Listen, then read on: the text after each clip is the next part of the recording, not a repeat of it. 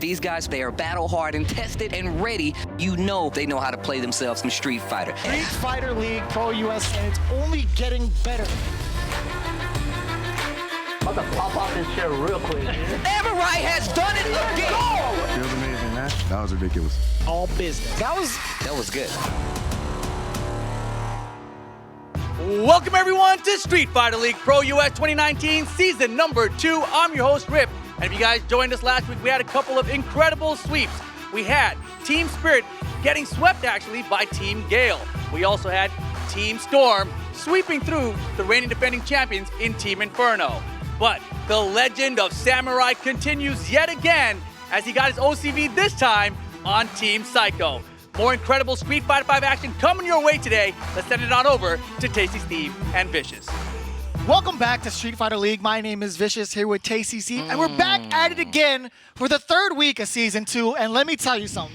It's kind of hard to keep track of the scores, but that's why we have these standings. So let's take a look. We got first place Team Gale, followed up by Team Frost, and they're still tied at a 2-2 record.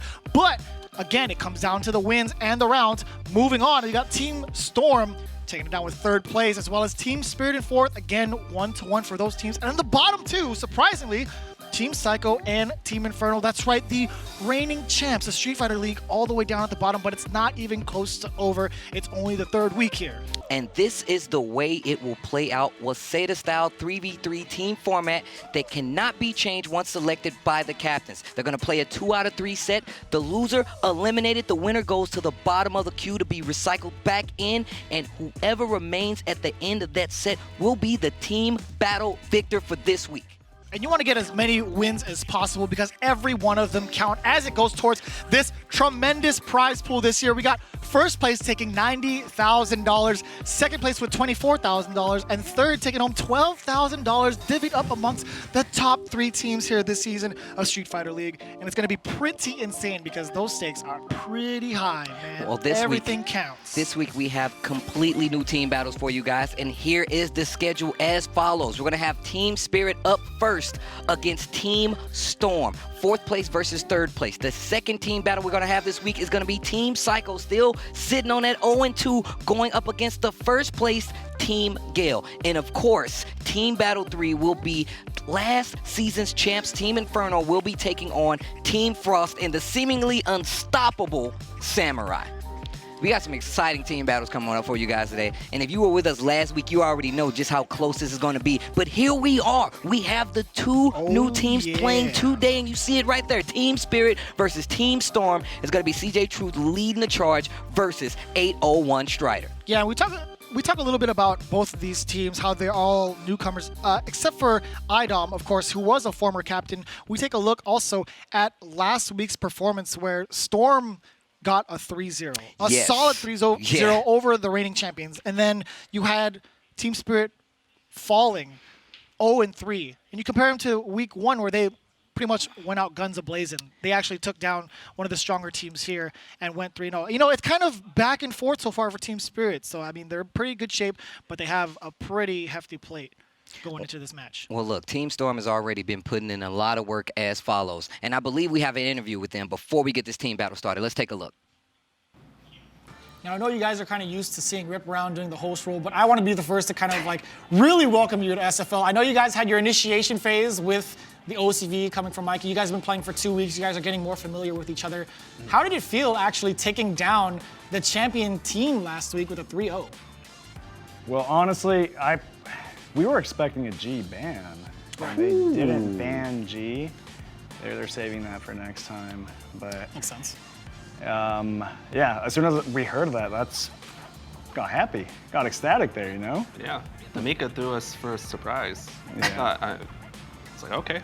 You didn't do that bad either, actually. You switched over to your next character and you just whooped them. Yeah, I was like 1 second away from switching to Falk, and I was like, nah, I'll go with the poison. I loved it, by the way. Yeah. Really exercising new characters. So how long have you been having this? You know, Poison is a brand new character. Yeah. I haven't heard any mention of it. Like, how do you feel about the character overall? Because it's kind of a switch up from the character that you typically play. I mean, outside of Falk, of course. I think she does okay. She's pretty good overall. I mean, she does get ran over by like Mika and like really oppressive characters, but she can hold her own, but it does take some patience.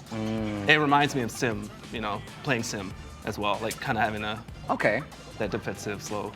Okay. Well, speaking of Sim, I don't mean to cut you off. Speaking of Sim, you had a nice little Sim battle, and you used V-Trigger 2 instead of V-Trigger 1. I don't know if you want to give away, the strategy, but could you talk to us a little bit about that? Because we were talking about it a lot on commentary, and I just wanted to, get some insight on it. Absolutely. So whenever playing against Sim as Urian, V-Trigger 2 is the best choice generally because you can kind of take down some of his activeness in neutral. You can just kind of throw it out there. And Right. sometimes, if it armors up, then, it's showtime. Okay. That makes sense. And then He's trying to stuff say, happens. no, he's trying to say it in a nice way. He's just trying to go gorilla. That's what you need. Sometimes you gotta hit yourself on the chest. That's how it goes. And that's what you do. But then also, Sim's V-Trigger 2 eats up Aegis. So it doesn't actually reflect it back, it just eats it up. So it kind of nullifies Aegis. So It makes a lot of sense. I'd rather do less thinking with Aegis. See, I didn't know that. I'd rather just. That's news to That is Steve. the most Urian player answer. Yeah. Like, you were meant The to less be. thinking I have to do. It's the easier. I can't use this EX shoulder tackle, but I can use trigger 2. Let's go. You already know. I mean, regardless, what a crazy showing. I'm happy that you're representing so well. All three of you guys, Absolutely. honestly. Even more so. 801 Strider, Gustavo, my brother in arms. How does it feel? I feel like out of the team, you are very much established like Street Fighter player, especially coming all the way from Street Fighter 4. Nothing to take away from the Third Strike experience. We've had our talks. He's the captain for a Right, this is the reason. captain. Absolutely. How do you feel, man? This is your excursion, your Street Fighter League performance. And I like the way you talk. You're a boastful person. How does it feel to be here and be able to back up all that smack talk versus these scrubs? And I'm just kidding. Just to get into the mood. That was not a personal He's trying to up him verbally. Let's go, guys. I just want to get up. Yeah, I hate that punk guy. You know what I'm saying? Honestly, this whole season I felt so good because I found a character that plays how I want to play the game. Right? It's true. Like I've always had pride in my neutral and my footsies, and I have a character that I can get something from it. I can win from it, right? And I also play some dumb characters too. Yeah. You do a little bit. You like to go dumb. It's nothing like to wrong go with He doesn't that. want to use the maximum CPU up there. No, He just wants exactly. to, Gotta come on, save easy up mode a little. bit. Exactly, man. I don't want it to overheat, Yeah. Exactly. But I He's mean- a well-oiled machine. I want to be able to do dumb stuff, but I don't want to depend on dumb stuff. Yeah. Yeah, that makes sense. Your gameplay kind of like fits around it too. I've been watching you play for some years now, and I've seen you work around a few matches or two. So I'm definitely We've experienced it firsthand. Honestly. But we do want to thank you guys for being a part of the show. I mean, you guys are well acclimated into Street Fighter League. You guys had a pretty solid run last week, and I feel like there was some sort of injustice done after for the victory, because that was a pretty solid win, but I don't think the victory said it all. the victory kind of got spoiled. You went from eating like a apple pie to just eating crap. Cause that handshake. That was awful. First off, I want to congratulate you. Not only are you two-stepping them to victory, you're giving them proper handshakes. You two were fine. You actually committed to the handshake. Whatever he gave out, you still did it. I like that. You got firmness. Can we please show me? So first off, we're gonna show you how it's done, because All right, show we me. don't want you guys looking bad out there. I'm gonna stand up because I want y'all to get the full body movement.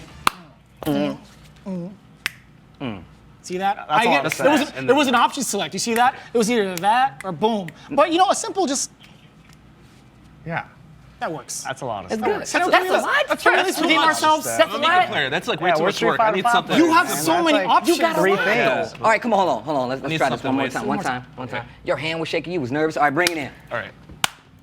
See, your hand kind of limp. You gotta go stronger. You gotta gotta feel it myself. You see Right that? there. Arm You see didn't that? shake at all. If you hear the sound, you heard the crash. you know it's real. Yeah. You know it's real. See? You see what I'm saying? Okay, that was pretty Ready? good. Wait, Texas boy. That was good. Go in. You already Go know. in. Show him how it's done. You changing a baby's diaper? Did you hear that? That was an ass slap. What the hell was that? All right, first off, and even more so, I say Gustavo is my brother in arms. I say you are my brother in arms because I don't give you a regular handshake. I'm gonna give you the forearm. We going straight. You gotta get in there. This is the Hercules. You gotta flex a little bit. You gotta put a little bit on it. The veins have to you know be what I'm saying? popping out. That's exact. I'm sorry that you had to experience that. That was. I'm gonna need some help, Steve. Man, your hand is just shrinking in size because it was such a weak 5, such a weak greeting. It's gone numb. Well, look. It was a compassionate 5. It was. It was a very I put some heart compassionate. into it. Yeah. But that was love, though. I know for a fact. I know for a fact that you meant that. You were big. carrying it. I was carrying. I thought you was about to cry. You went to the handshake. You was like, yo, we. I thought you were gonna give him my back rub. Here's your redemption. Okay. If you were to redo that moment, how would you do it? There you go. You've had examples. Give it to me right now. Right now. How would you do it? I can't believe they just won. That was crazy. See, he was about to pull. It's okay. It's all right. It's okay. That's better. That was a hell of a lot better. You got to finish it out with Tommy. So wait, let's do the bump. Like The Cali. Okay. Boom. Perfect. Redemption. We did it. We did it. I'm gonna come up to you at a tournament and I'm gonna be like, yo, what's up, Mojo? And I'm gonna just stick my hand out. That's gonna be the have to test. decide your fate. And I'm gonna report back. It will be on Twitter how Mojo returned the favor. But regardless, I want to say, real talk, congratulations to all you guys. Congratulations to all you guys. Congratulations. That was a lot better. Good luck. That was a lot. Oh, that was a firm one. We learned. Your beard got a little thicker when you did it. That was crazy. Something to think about. Chest hairs pop out. I'm so happy. You know that's gonna make or break like the hiring process for Mojo. He's got a firm handshake. We're hiring this guy. I'm gonna tell you right now. Somebody's gonna see that footage. You're gonna be like, "Look, man, the real reason I didn't hire you because that handshake was weak." But I've seen you been working on it. I'm gonna give you another chance. There you go. That's the make or break. Honestly, it's real. You think we're joking? It's very real. Shake his hand. Stream. better. Shake his hand. You have to Shake do it. my hand. Good. It's the I'm bead glad. hand. That's the good hand. I like it. Regardless, I think we have Mr. Rip ready on the stage with interviews for my next 2 competing teams. Let's take it. Indeed, Mr. Rip is here with Team Spirit and Team Storm. Why do you call me Mr. Rip? But look, you guys are going to be going at it here today, and your teams, I feel like, have been the ones that have been like on the rise up, right? Like you both have losses now, but you're both very strong teams as well. Who do you guys want to ban from Gustavo's team? Oh, we're going to ban G. The G going to be taken out of the equation early here. Man, just let me play. Hey, you'll get your chance, right? They can only ban it once. Who do you guys want to ban from their side? I don't get to play, so iDom doesn't get to play. Wow. He said, I'm not even a captain. That's what iDom said. So Laura's going to be banned. G's going to be banned. How about your player order? We're going to go with iDom first, then we're going to go with Art, and then we're going to go with myself. All right, so iDom, Arturo, and CJ Truth. How about for you guys? Tommy, Joey, and then me. All righty, so Tommy versus iDom. Going to be the first match coming our way. Let's send it on back to the desk with Vicious and Tasty Steve. All right, Team Spirit, Team Storm, all set up. We have the character bands. So we got a G and Laura. So that means iDom might not be as strong, but that poison is significantly better than the birdie. So that's not the worst thing that can happen, right? But what happens now for 801 Strider? It's very interesting you bring that up because 801 Strider's best 2 players or 2 characters are, in fact, G and Laura. Again, he started off Street Fighter V, his career with that Laura. True. Big brain plays, moved on to G as one of the best Gs in America. It's going to be pretty interesting. I know he's played Lucia a couple times, but it all depends. We'll see. Well, if you look at both teams, I feel like Team Spirit and both Team Storm are in good places to get ready for this next battle. But we're going to take a quick break before we get into this team battle. Please do not leave us here at Street Fighter League. We'll be right back. Get this team battle underway. Stay tuned.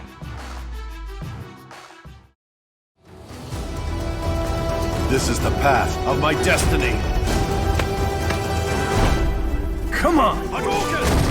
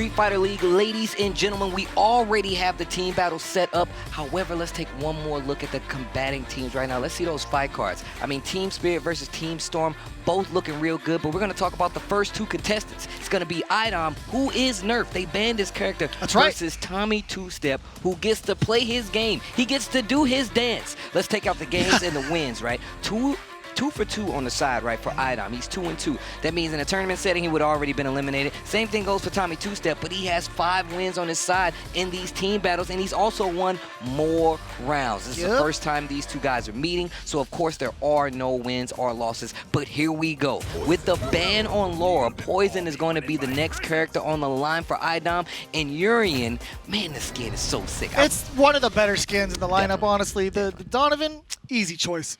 All right, here we go. 2 out of 3, the name of the game. So we saw the stats, the head-to-head one. Tommy Two-Step putting in that work for Team Storm. Again, he's accumulating more and more of these W's that benefit him towards the end of the season, right? You gotta make sure you get as many wins as possible. Of course, you ultimately, ideally want to win the whole set, but, you know, take what you can. Oh, yeah, especially now. This is the team format, right? You need to get as many wins, as many rounds as possible. Wait a minute, it did dissipate. Wait a minute, it looks like the B skill went away. That was crazy. Yeah, you're right, actually. Oh, yeah, he got hit. Midway through it, didn't count. Either way, iDom does have Tommy up in this corner real quick, but, you know, he finds a way to use his mobility to his advantage, right? Urian has a pretty decent dash. It's kind of surprising. Wow, catches the B skill from Poison. Actually, the first time I've ever seen it. Oh, yo, you can't press a button on wake up after that. Oh, wow, wipe me down, head, shoulders, knees, and toes. Wipe me down. I love that song. So yeah, he went for the crouch fierce. The first hit canceled into the headbutt. Why? For that meter you see on the bottom right, now getting that critical art. Oh, nice EX. Going for the frame trap right there. Yeah, you can do the EX regular whip ender and then get the knockdown. And that's it, right? But if you do that, there's no extension. It just pulls them back in and kind of resets the situation. And it's plus, so they can't hit a button. So you still have the access to 3 different strengths, even the EX version, right? You have the knockdown, the anti-air, and the reset. That's the reset version. He's going to be reversal, does not want to be involved in the situation that follows through afterwards. The cross-up after the V skill is so deceptive on that range. Okay. Great V reversal. Ooh. Crush. Hit it. Thought that was going to be the end of it, but that's not it. That quarter circle back medium punch whip. Sends out the far mirror. Oh, wow. How is he fighting all these hits? Oh, and not enough blocks in for him to get checked. Nice solid play here by iDom. Just keeping it simple, not going too crazy and not letting, you know, the situation get the best of him. Pulls in. Oh, headbutt this time. Yeah, that forced me to sit still first. Right. Is that Hagar right here? I just realized. Yes, it is. By that mustache, I recognize it anywhere. That's him, for sure. Trying to get back in the ring. He's not. He retired as mayor to become a fighter again, which is respectable. Okay, back throw. He's gonna need all this. Oh, big fierce. Yeah, let him cook. Let him cook a little bit and still drop one more. Goes for the cross up. Tries to go for a back throw right there. There's the mirror. Talk to him. Anti-air. Oh, almost had do to it again. Almost critical art. You know it. Poison has V reversal. Punish. That was oh my. Oh, you guys didn't know. They didn't know that was gonna happen. That's hilarious. I definitely knew that was about to happen. Yo, you can't do that to art. That V reversal wasn't gonna work. I'm not gonna lie. Like, it's not always going to be pretty. But I know. Okay, not bad. No, you're playing good, man. Not bad. All right. You can't do that to Art. He's gonna have a heart attack on during the set. Dang. He's old enough to have heart attacks, huh? One of these days, you're gonna hear him laugh, but you can't tell if he's having a stroke or not. Oh, wow, the crouching strong. The range that iDom is playing at with this character, he just looks comfortable. Bro, the gang's all here from Metro City. I thought this guy got kicked out of a window. What the hell? Yeah, man, he's still there, man. He still has his crossbow? That's crazy. I don't even know why they let him hang out with the crossbow. Lento up there. All right, talking about the match, yeah. Busting out with EX tackle. Tommy's been so good at keeping the opposition on their toes when it comes to the movement, right? He's nailed that so many times throughout every one of these sets. He said his name comes from the fact that he's super mobile, right? Super mobile, especially when it came to the world of third strike. The reaction. That's the second time he's done it. Good chunk of damage right there, sets out the mirror. Gonna pull him a little closer. No blocks. That right there. Tommy two-step. I like that, using the mirror to get him closer to him, like right in the fire. That way he didn't have to worry about dealing with the trigger and, you know, getting cooked a little bit. Oh, we still got hit on the way out. Yeah, I don't try to press a button to stop the tackle. It must have been something because I saw the animation. However, damage. The jump light to get out of the corner. Yeah, it's only one animation. So the hard kick, the fierce punch, whip attack actually finishes and is super punishable. So you see him using those regular whips. So it's only light punch and medium punch that he's using. Okay. He walked up forever in a day. Tommy two-step did not. See, flinch. that's the hard puncher. Gets the knockdown, dashes up a little bit. Still has that corner control. Tries to use the toe kick. Yeah, cancels it's still into the safe. multi-cocktail. The poison cocktail. Okay. Crouching fierce, follow up. Quarter circle back, medium punch. He caught him on the there startup. fierce as well. Oh, wow. Yeah, you can continue the combo after the tackle on counter hit. Ooh, yeah, past the projectile, does have invulnerability on the way over. Oh, not close enough, but she has pretty good throw range, so I'm still surprised. He just busted. He even walked forward. I like the way you're throwing fireballs. That's good. Yeah, fireballs are good, Yeah. especially when they don't have EX. Like, she can't do anything about it. Exactly. So just keep it at max distance, though. And then Catch and beat skill a lot more too. Yeah, I'm being really cognizant of that. Nice. All right, more of the same. Let's go. My man said, we're the same, let's go. 1-1, I'm pretty sure he was talking about. I thought he said more of the same. I don't know. Either way, I love the way Oh, Tommy two-step is operating. Honestly, he's been really on point. Don't take away from iDom though. I mean, exercising this new character does not have Laura, but dang, that's a nice punish. Let him cook.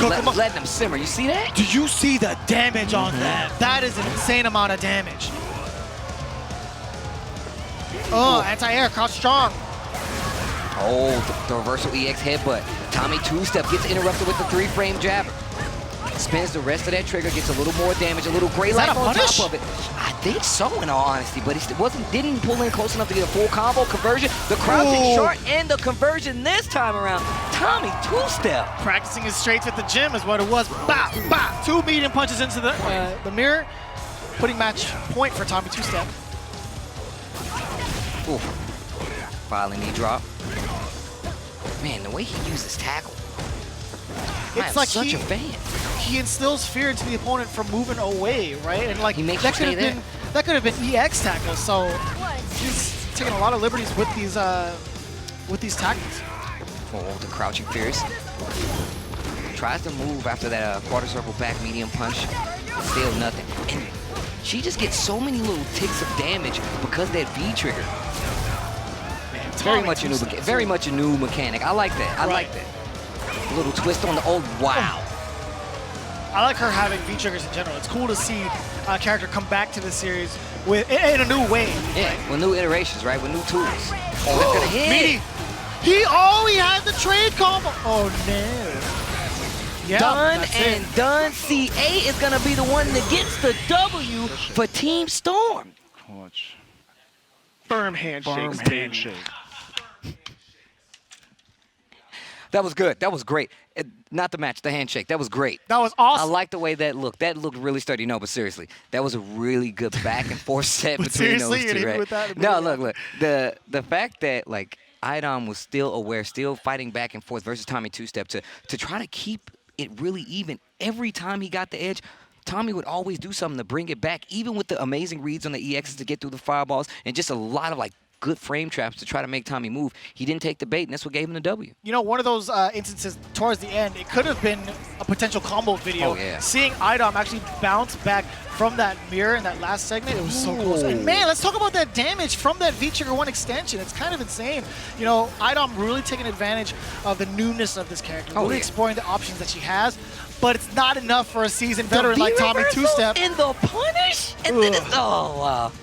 He definitely could have did some craziness to close out the round, but still able to close iDom. In trouble in this second game, though. This is when Tommy two-step kind of opened it up a little bit. This is when he definitely got a lot more comfortable. Last game of the set here. I think this is where we get that damage output. Look at that. Insane amount of damage. That's It's pretty good. You know that last instance where I saw him do tackle in the critical art, I thought it was over. Even Art was saying the same thing. He's like, wow, I definitely knew that was going to happen. He was the only one that called it too. For the record, I was like, V reversal. And he was like, I thought it was over. I saw the bar and I'm like, not a lot of characters can survive that anyway, because it lasts forever. I'm thinking, like, you would think that you're going to get hit in between, right after the V reversal. But let's take a look at these player cards as Mojo sets up to take on the next opponent in Sabin. He's a new man now. Look at the smirk. He's got the handshake to go with it. Head to head, you see the stats 3-3 there for Sabin, part of Team Spirit. 3-2, more so towards Mojo and Team Storm. You see the rounds, the win-loss ratio gets 7-8, and you got 7-5 on the other side. But it is only week 3, as this is the first time they've encountered each other here at Street Fighter League. Won't be the only time either. We know that for sure, right? Each team has to play each other twice. That's why that one-time ban is really going to work out. I mean, but if you think about it, tell me about it. Every team has that opportunity to ban one time. So they're definitely thinking about how strategic it's going to play out. Saying, you're going to ban a character now as opposed to later. And then you have to think about your other teams still having those character bans. If I'm on any other team, I'm paying attention to what character every other team bans, because you want to know that in the second half. These are things that are falling, and like as the season continues, all these things are going to stack up. But here we go. You get 2 bans since it's a double round robin. You get another. You have to do another ban on the second half of it. Okay, Sabin versus Mojo. Let's go. I like that. That's how you know. He understands the matchup. He knows what needs to be done in the beginning of the phase of this round. A very unconventional tool with that crouching medium kick from Mika. Quick to take to the air. I love that addition to Dawson's kit. Being able to juggle off of that, get the reset. Brimstone, what you gonna do, brother? Another one. Another one. Oh, wait a minute. Giant swing. Finally going for the crush and the dang. So Mojo Jojo going in. Mojo Jojo. Round 2. Oh, the most evil of plays. Big-headedness. Going ham. Big brain plays. Big brain plays for Mojo. Giving him that chemical X. Oh, the crouch short confirmed into Peach. Oh, good teleport. Tries to make him sit on that big flame, not gonna work. Got the crush counter on the jump rope. Wake up EX Peach to get out of the corner and negates the fireball. I like that. Smooth sailing. Oh, no. Yo, they are fighting. Dash up, do it again. Crush. Oh, trigger 2 on top of that. Woo, that was slick. The mix-up.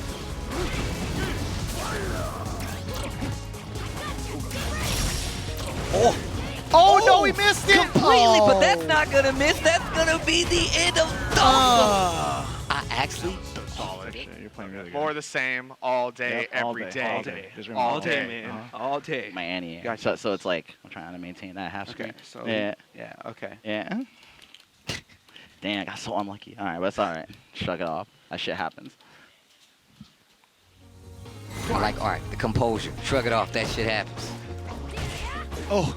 Man, Mojo is making the most of these limbs. And you see how Sabin is kind of like baiting that out, watching Mojo to see if he's just guessing the limbs or not. So that's why he's throwing those shorts out there to have him commit to the button. He's definitely not guessing. 100% not.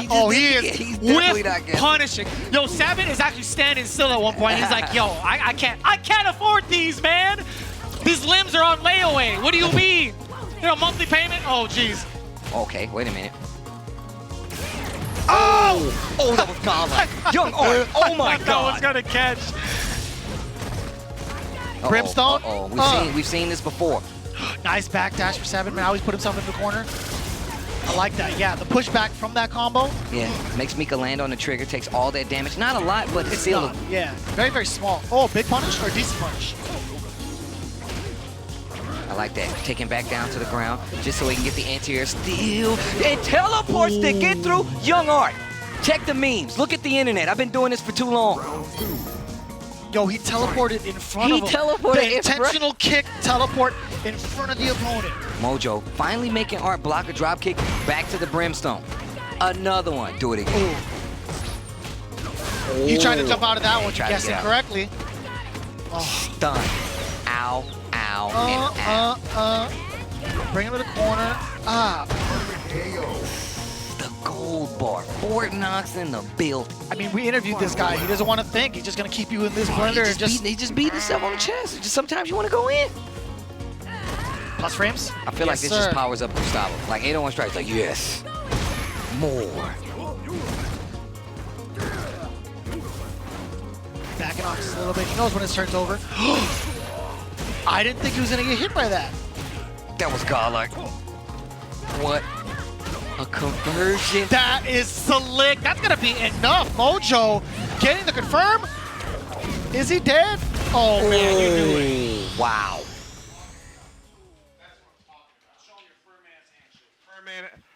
There we go. There we go. Mojo looking like a double winner with the handshake and the Mika play. That's what I like to see. A lot of great plays on both ends, though. Perfect execution, perfect handshake. You can't, he's got it all. What else? Really. We don't even need anything anything else. else. For more. You really can't. This week. We'll see you guys next week. That was great. The handshake is all I need. All right, guys. No, I'm just kidding. He's going to take our jobs and we're not looking, honestly.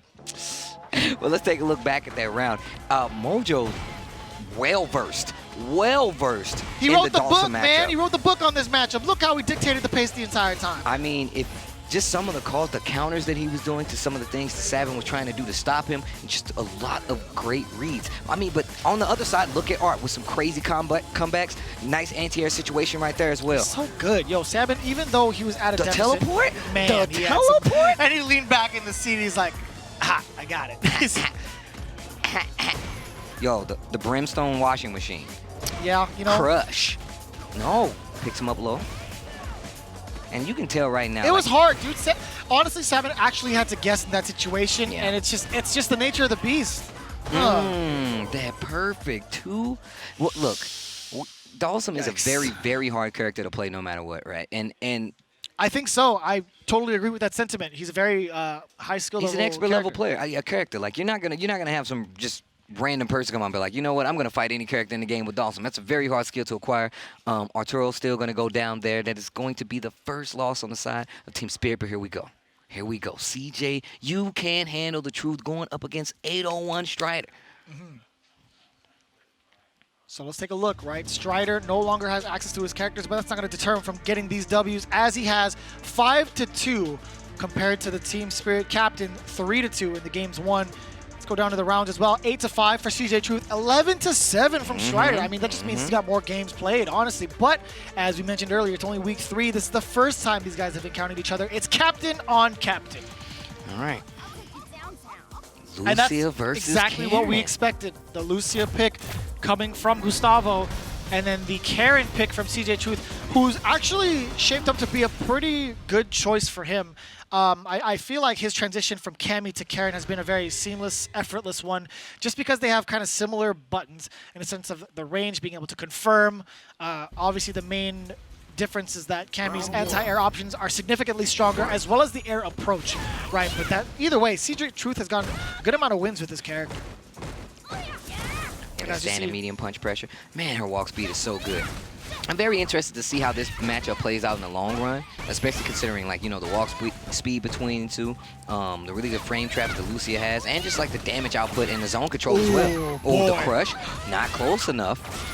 I feel like that tell right there when it comes to Lucia, anytime she charges up the fireball, since it's a 2-part fireball, Karen is allowed to do the command dash into the shoulder without any sort of repercussions, right? Oh, yeah. See, 801 Strider. Trying to play super solid right now. The life lead is definitely in favor of CJ Truth. Another dash up throw again. Button. Oh.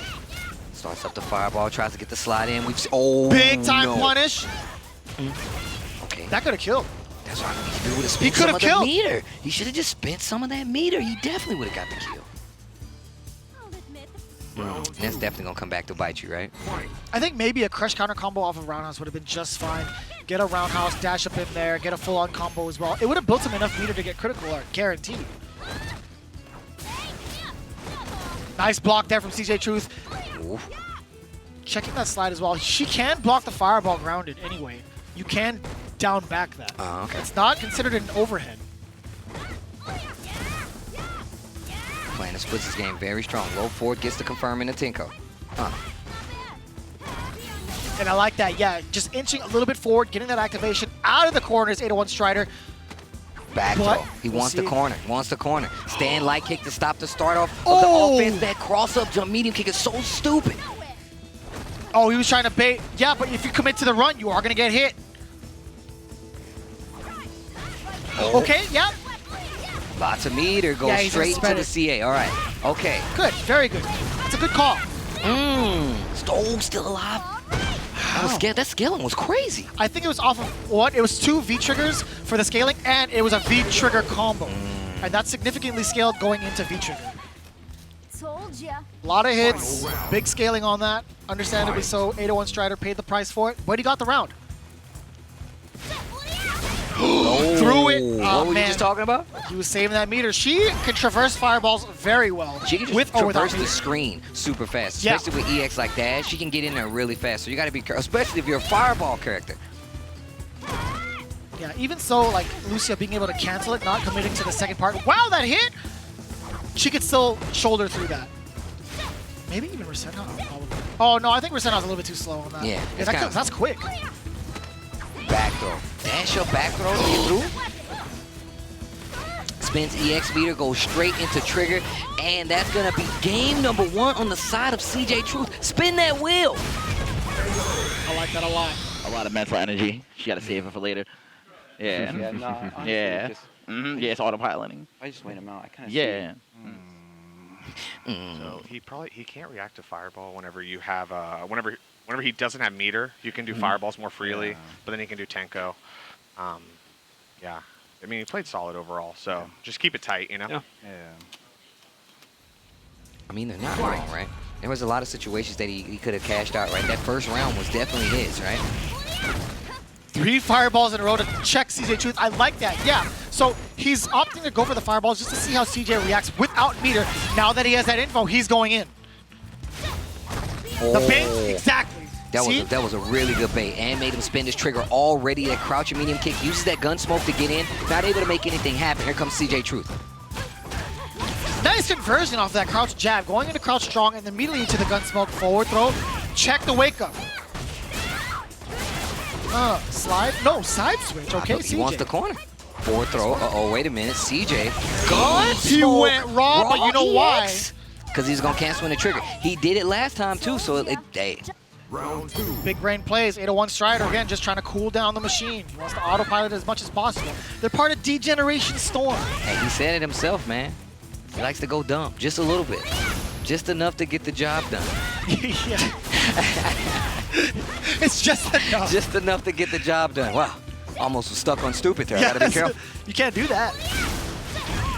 Ooh, okay, yeah, and I like him just teasing with the first part of that fireball. I feel like that's a major part of our footsie game. You have to make, I feel like the bait is like, hey, what am I gonna do with this fireball? So you have to get into that range to be prepared to deal with it. She has the up arc, and on top of that, she can still EX, so you gotta be careful. Oh. Big throw into the corner. Gets to apply more of this pressure. Oh, does it again! Combo time! Conversion this time. Ha, Gets the setup, didn't go for the slide. He was ready for it. Oh my God, CJ! Oh, I thought he was a god. Never mind. That was actually god. Like that little series was good. Pure fundamentals. Fundamentals, man. Fundamentals. Do more of that. You can tell he's a little shaken on like how to react to your fireballs when you do the feints. Yeah. So that's such a good strategy.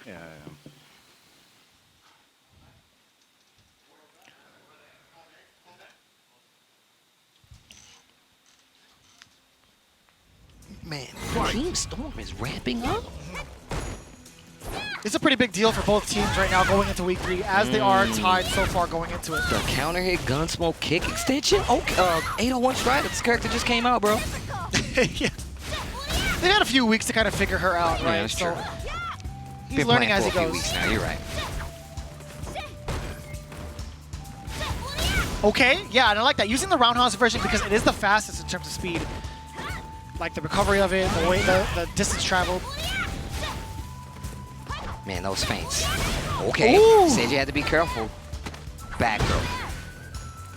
I do like that though because now she can't save that meter for her to do it again, and she doesn't have the invincible uppercut option.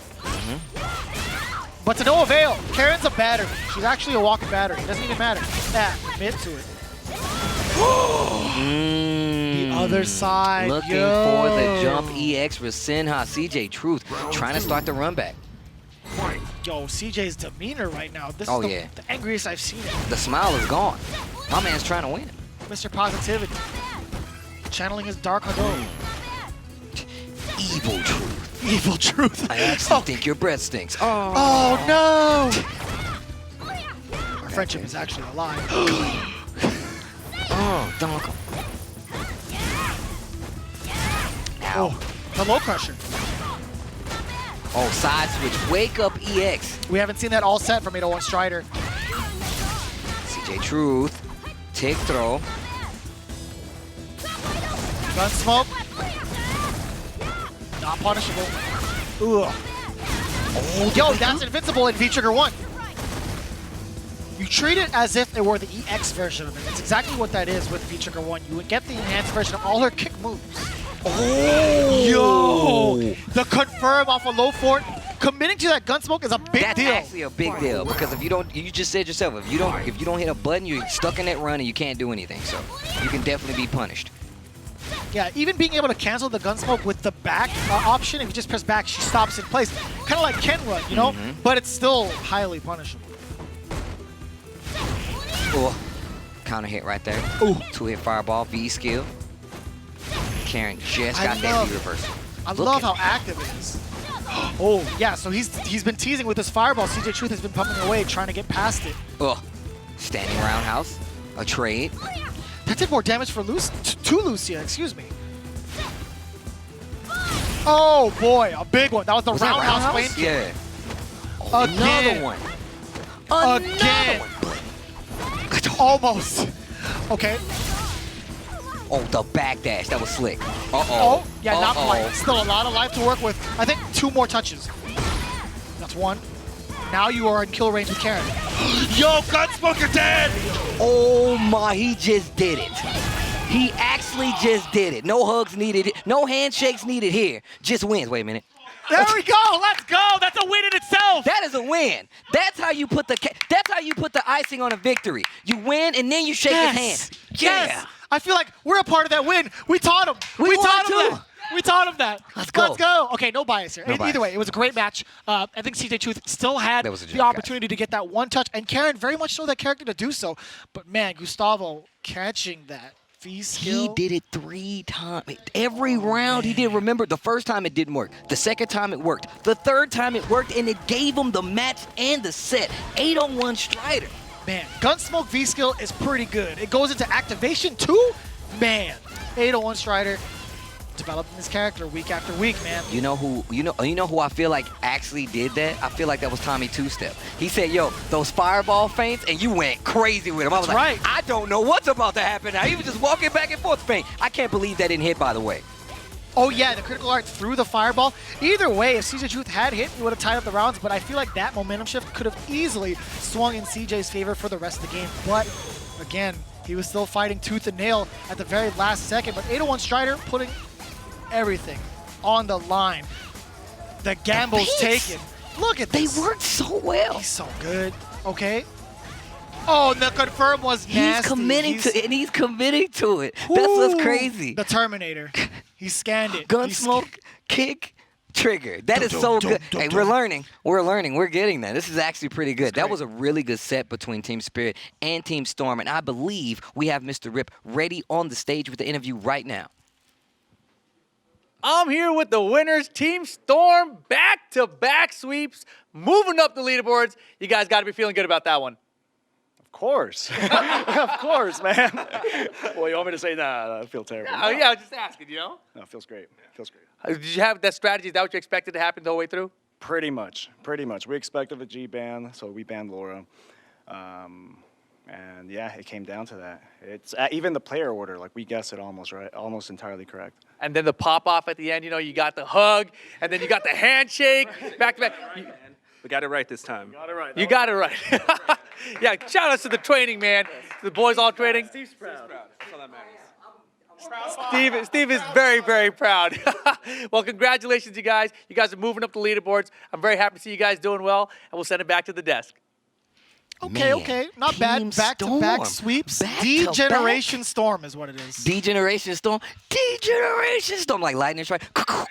DS. Yeah, you know. You already know. Well, what a ridiculous set to watch right there. I mean, Team Spirit versus Team Storm went down to just Gustavo. I mean, this is some of our first exposures, especially kind of high-level exposures to a character like Lucia because she's brand new. But some of the options that he was calling out, some of the low profiles that happened, the fact that he was using Gunsmoke Kick to get that activation, get that trigger, keep that pressure, he is evolving so fast with this character week after week. Shout-outs to Gustavo and Team Storm. Yeah, so those back-to-back sweeps really affect the standing as it puts them further up into the leaderboard. Again, that 2-win under their belt. It's going to be very imperative to accumulate each and every one of these wins without an L. Again, back-to-back sweeps, very, very impressive. They're here to stay. They're making a statement. We're here at Street Fighter League. We're here to stay. Currently in first, Team Gale. Second place, Team Frost. As we mentioned earlier, Team Storm in third. Team Spirit now put down to fourth. Team Psycho in fifth, awaiting for their third game. And Team Inferno as well, waiting out their third game. So you mentioned these guys waiting for their next games. Let's see who the next team battle is going to be. It's going to be Team Psycho. Still have yet to get a W on the board, but they got the work cut out for them because Team Gale will be their opponent, and they're at 2-0. Maybe they can take a little bit of that, that energy from Team Gale coming up next. Guys, stay tuned. The next battle, Team Psycho, Team Gale, when we return.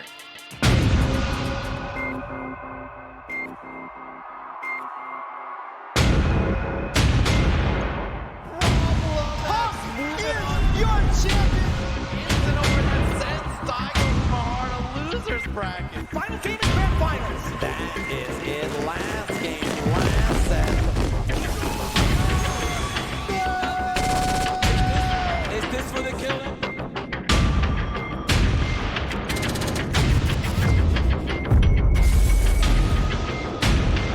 Remember the name well. Gachiko's gonna be your Capcom Cup champion. It's gonna be great. Clean. That was clean, guys. That was really clean. My sweet sound of Smug, your 2019 Street Fighter V champion.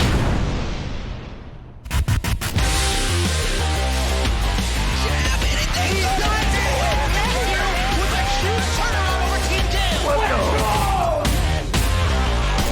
There's the critical art again. He's so quick with it. Let's turn up the heat.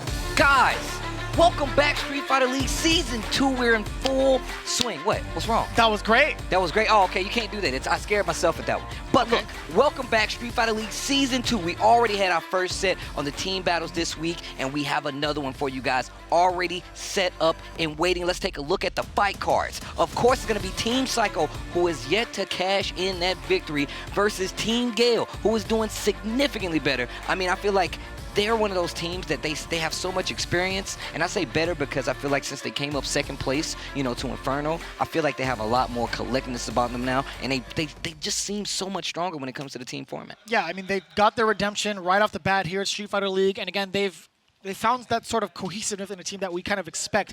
In the beginning, in Season 1, they were kind of giving each other crap the whole time. Yes, a lot of lip between the teammates, and we don't get to see that as much. They're taking it a lot more serious because the stakes are so much higher, right? And it's been working out flawlessly for them. Again, spotless record, 2-0.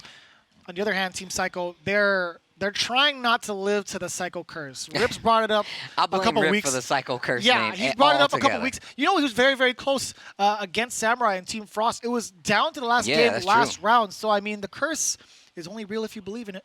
Well, let's see if Team Psycho themselves believe in it. I believe we have an interview with them. Let's check it out. Alrighty, I am here with Team Psycho. We got Dankadillas, Automattock, and Smug, of course, the captain of the team. But, you know, I just want to ask them a little bit of themselves first, because we haven't really seen Dankadillas a whole lot up here. You know, Dankadillas, that's your name, right? You don't go by Dankadillas. No. It's just Dankadillas. No, that's only a thing that Smug can call me. It's a pretty good thing, I gotta say. Yeah, it is a pretty good name. But, you know, tell us when you started competing, because I remember you coming to the scene relatively recently. Yeah, I started playing when actually Street Fighter V came out, so 2016. So just a few years ago. And so this was your first competitive game? Pretty much, yeah. And now you're here at SFL, just Yeah, like that. yeah. Couple years and boom. So anyone who just starts with the game, they can end up just like Dankadillas, end up in SFL. Easy, right? Pretty much, yeah. I mean, it's like, I love the game, Mm-hmm. you know, so it's like, why not just put more effort into it and like, you know, might as well make something out of it, you know? And was going to like Wednesday Night Fights part of like your I guess, confidence building to like try to compete at a higher level? Of course, yeah. Yeah, definitely. I mean, the first 3 months that I went to Wednesday Night Fights, I went 0-2 every single day. Wow. And then I would go home like at 9 p.m. Now I just go home like at 3 a.m. because you last longer. Yeah, it lasts a lot longer now, you know. Funny. But yeah, I would definitely go 0-2 for 3 months straight, and I would just go home and I'd be like, damn, this sucks. But I mean, hey, when I first got top 16, I was like super excited. I was like, yeah. And you know, now I'm just like sick. Now it's just Wednesday Night Fights. That's awesome, man. I'm glad to see you make it this far and, you know, compete here at SFL.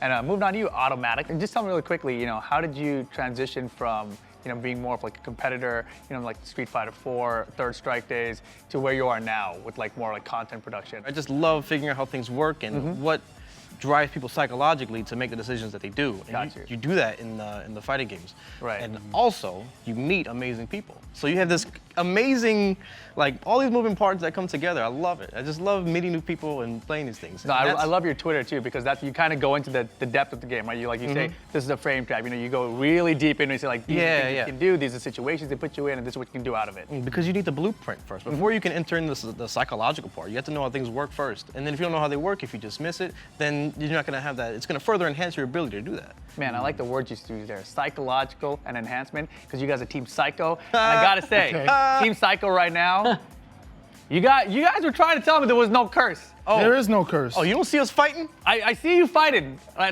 was rooting for you, man. I didn't want to see it happen because you guys had such a big lead.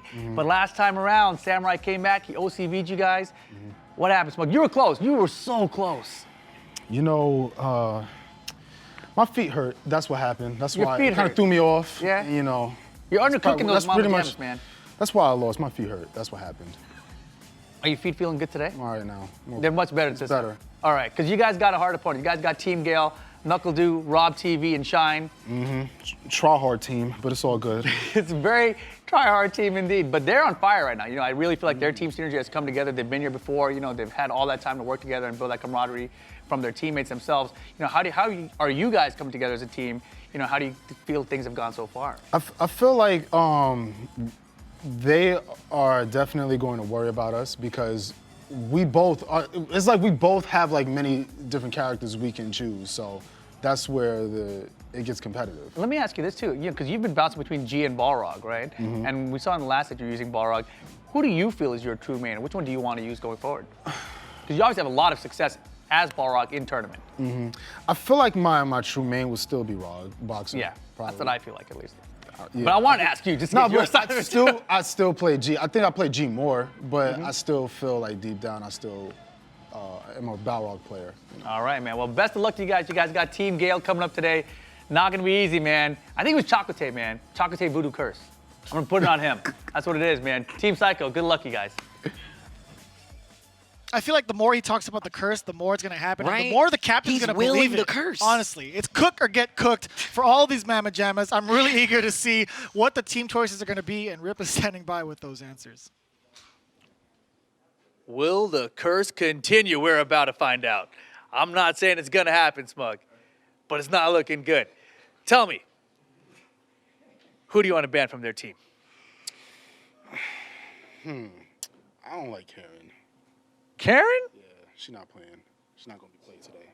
Rob? You want to ban RobTV? Yeah, we're not playing no Karens. All right, taking now RobTV. How do you feel about that? They don't care about you. They care about Rob. They're crazy. I mean, easier for us. Wow. And of course, he said that you guys were going to be very concerned about them. So who do you guys want to take out on their side of the thing? We're not concerned, so we're just going to take out one of their members, Dink. So take out Dalsum, then we'll just handle the other two. Dalsum getting taken out. How do you feel about that? I don't like how he just said that. Like, I don't like, y'all heard his delivery on that? I don't like that, man. I don't like how he's just talking. I don't think he really respects your team. Nah. These teams psycho. They were the last place last season, so it's just. Oh no! Yeah. Are you a believer in the psycho curse? Oh, absolutely. Yeah, it's no coincidence. No coincidence. How about your player order, Smug? All right, so first we got Dank, Mm-hmm. then we got Automattock, and then you have me. So you're going to try to anchor this out. Dank going first this time. How about for you guys? Yeah, that's so obvious. It's Rob. Wait, what's that order? Oh, Rob, Shine, and then myself. Is that right? Rob, Shine, and then him? All right, yeah, running by board. Okay.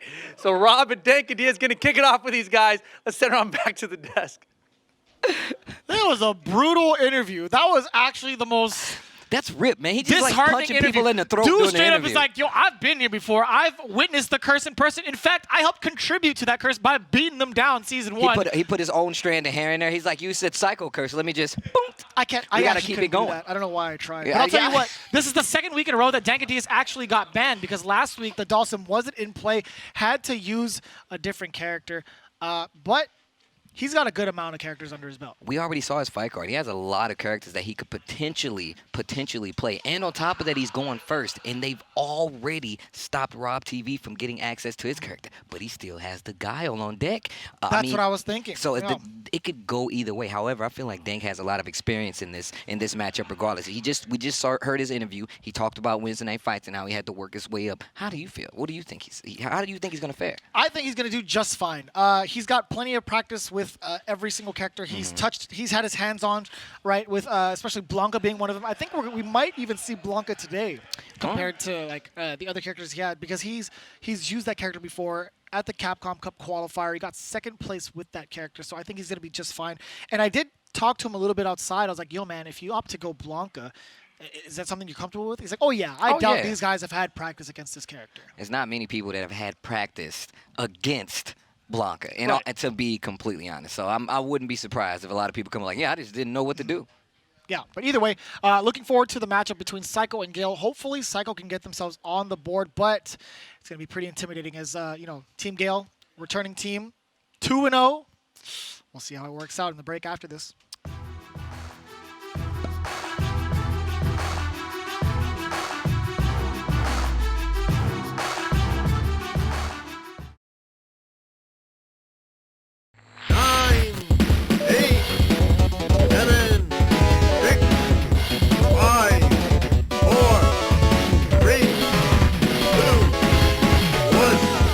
Hold it right there!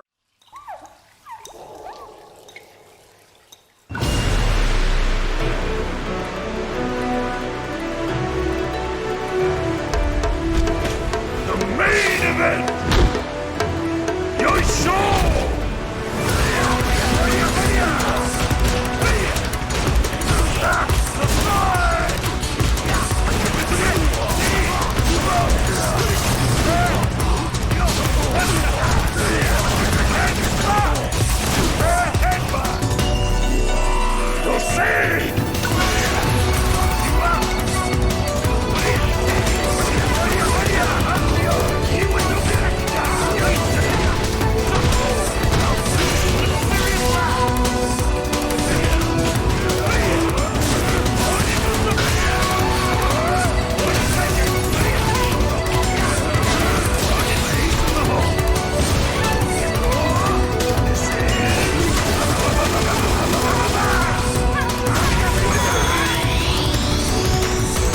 Honda wins.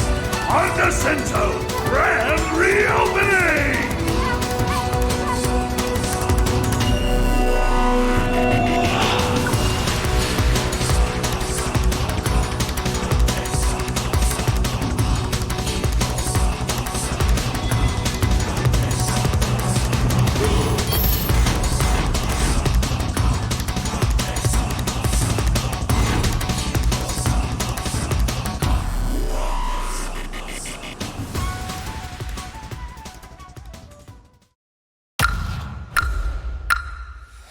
am Rashid of the Turbulent Wind.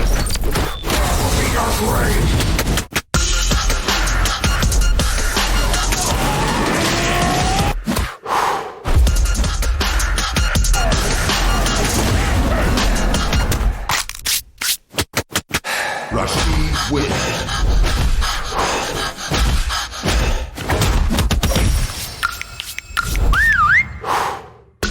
Remember the name well.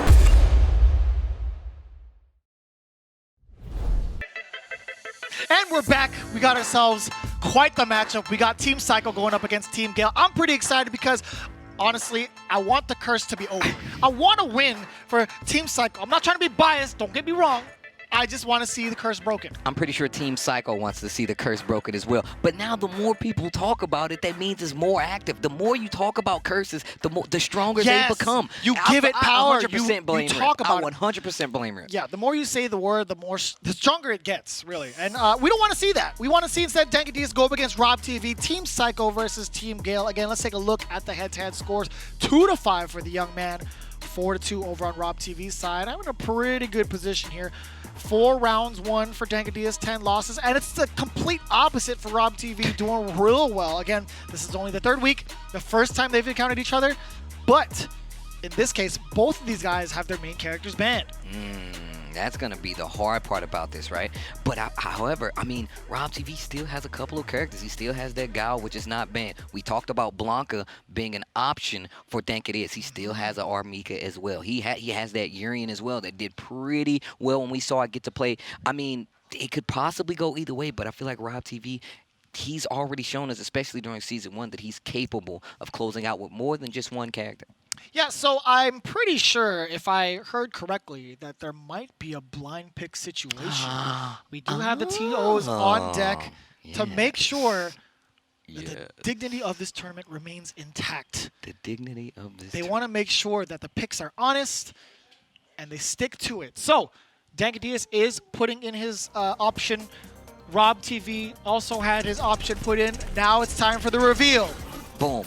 Guile. Man, it's like we knew the whole time. What? That's why they have us up here, Steve. I still think it's weird that Blanca talks. I'm just going to be real. Yeah. I mean, he's a human being. He was despite a human being being. raised in the jungle man. and surviving being dropped from a plane as an infant. Yeah, I'm pretty sure that changes your whole biological makeup. That dude is definitely just like a monster now. Who would actually teach him English? I don't know, Tarzan? All right, here we go. That's a good answer. I believe it. You know, again, if you say it convincingly enough, I will believe it. There's the no slide. hesitation either on the slide and the word. Shut up, Vicious. Here we go. Okay, so no anti-air there from Dankadillas. Really taking advantage of that rainbow ball. If RobTV is not charging, it's going to be a lot harder to anti-air that. Okay, tries to get over it. I like him using those powered up booms. There's the flash kick finally to slow it all down. But look at how he's playing. You can tell right now that the confidence in this matchup is definitely on the side of Dankadillas. A lot of down backing coming from RobTV. That's how the character Guile is played. But that confidence building. What an anti-air. Tries to go for the bait right there. He doesn't take it. And a V reversal from RobTV. And I love it when Guile players put in the throw just in case to kind of bait the opponents thinking the Sonic Boom's coming. I love that. Gets me every time. Okay, anti-air. RobTV has not pressed the issue. He stayed stationary for so long up until that point, right? Let the V-skill rock. If he's going to sit there and block it, then I'm going to move forward. However, it's not my turn anymore. I'm chilling. I'm backing away. These Sonic Booms, oh, what a slide. He's going to get a mix-up off of this, too. Now, this is going to be the good one. Good V reversal. He's not trying to deal with any of that. It's going to be a... Oh, he stayed in front. What a mix-up. RobTV was ready. EX Sonic Boom still has trigger left. What's next? Oh, Crush. he waited. Down back. Doesn't want to get flash kick. Oh! He could have continued it. He definitely could have continued, and that's going to be the round. He definitely could have extended the mix-up with Blanca, but chose not to. RobTV's been doing a lot of down backing. Dankadillas looked over to RobTV. He was upset. He's like, you actually waited for that? I'm liking this a lot from RobTV. The patience, man. He's really showing the champion caliber skill that we expected. You know, he's just been really putting in the work, breaking down the way Dankadillas wants to play, and look at this momentum shift, RobTV all over it. That was a pretty active Bazooka knee. Pretty meaty. And you can see he's putting up a fight, but just to get the game started, RobTV is going so slow in some of these instances. He's like, you know what? I know what you need to get started, and I'm not going to give you any of it. Plus, Gets the throw. Oh, the crush. More buttons, more buttons. Stand in front once again. Full CA available. No flash kick this time. Probably didn't have the charge. Yeah, more came down in from back. the jump. EX, Sonic Boom, get off me. On the other side. The reset, yeah. I like that option from Dankadillas. Oh, and the delay there from RobTV getting the EX flash kick on the other side. Here comes the jab conversion throw. Not quite. Oh, no. 2 games clean. 2 rounds clean. I think you got to find that range for that crouching heavy punch, light punch ball. I need to input the crouching heavy punch, more stand strong, keep him in check with the booms when I'm ever in range. And I then, think, you know, automatic, I think we should do while we're in gameplay, sneak over to RobTV's water bottle and take it from him. Just He's going snatch to it. get thirsty. Punt it and across. There's nothing for him to drink. Punt it across the He'll be studio. bodied.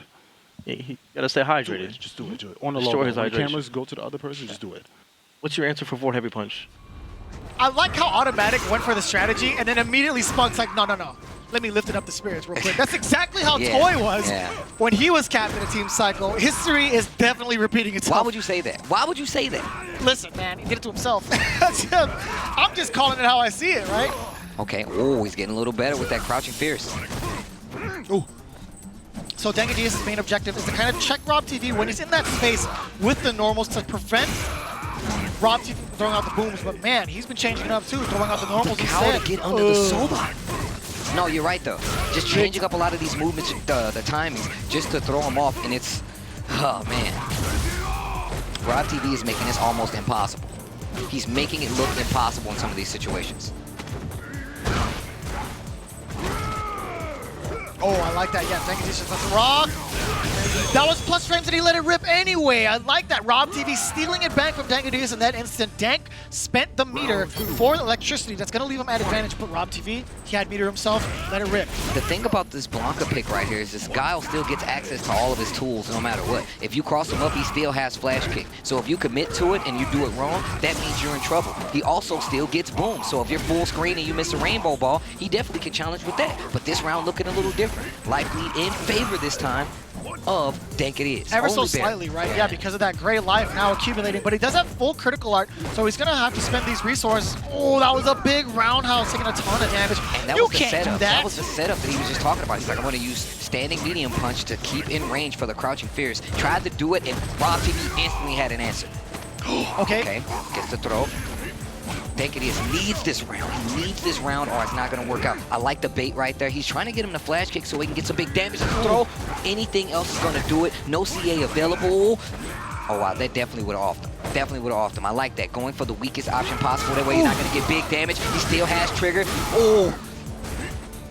He still got the throw. Dankadillas gets thrown to the L. Ugh. RobTV eliminated him with such a risky maneuver towards the end. The reads, he was super confident in it too. The way he took the headset off, he's like, I knew you weren't expecting that throw.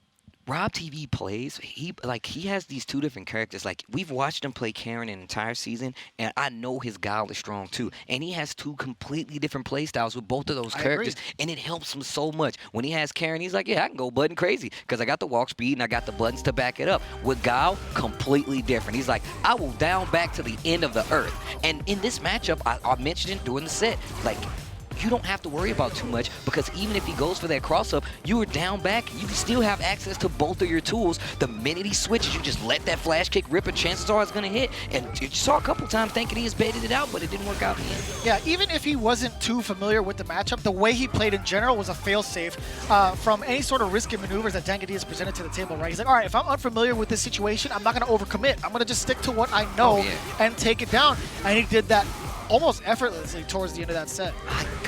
I can't believe it. That back throw was insane. The water bottle's still intact, though. It's RobTV's secret stuff. It's the secret stuff. It says it on the bottle. Michael Jordan stuff. All right, these guys get passes set it up. off to his teammates. Everybody gets powered up. Ugh. Well, look, now the ban has actually just hurt him at this point because RobTV still ended up getting the W, but here is one of the bans people were worried about. It was the shine. They thought that a lot of people coming in like, look, we don't want to deal with Ibuki, so we're gonna ban her. They didn't this time. That means he's gonna get a full powered shine to deal with. Who does Automatic pull out to deal with that character? good question, honestly, for Ibuki, because she's always within like that conversation of top 5 characters played, high win percentage. And speaking of, you know, Shine's actually, both of these teams have won. Actually, no, just him. Gale has actually won a ton of their games. So far from what I've seen in week 1, yeah, Team Gale for Shine. Okay, so he lost his first week, and then over in the second week, they've won all their games. All right. So Shine is 1-2. We saw in the games, but is Ibuki back on the scene? No pun intended. You said that. I didn't mean to do that. I did not mean to do that. Cool. No, I'm lying. Okay. He does get to play his main character, so it's gonna be really tough. I think Ibuki versus Sagat is obviously gonna be in Ibuki's favor, man. I mean, I feel like he's so tall. On top of that, he has a slow walk speed. A lot of these cross-ups are going to be dangerous, right? With V-Trigger 2, the fuzzy setups are going to be even more effective. It's going to be all about the control at this point. It's going to be all about control. These tiger shots are going to be so important. Oh, yeah. But you got to remember, those kunais, man, you can hit them away if you time them right. You can just punch them, man. It's just funny how it's a slow... Oh, boy. Big... Decent damage. Okay, tried to walk up thinking that he was not going to test it. Yeah, I'm not sure about that one either.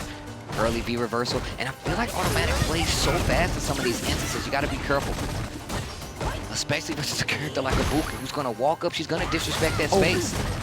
And I like Shine establishing the lead early, trying to test Automattock to see if he's impatient to press buttons, despite the life deficit. But either way, Shine with a confirm. This character's pretty good. Yeah, I mean, we saw first season, nobody wanted Shine to play this character, and he's already showed you why in season 2. Ooh, okay. Catching Shine swinging a little bit. This is still first game, so it's still very doable for Automattock. It was a giant jump roundhouse, jeez.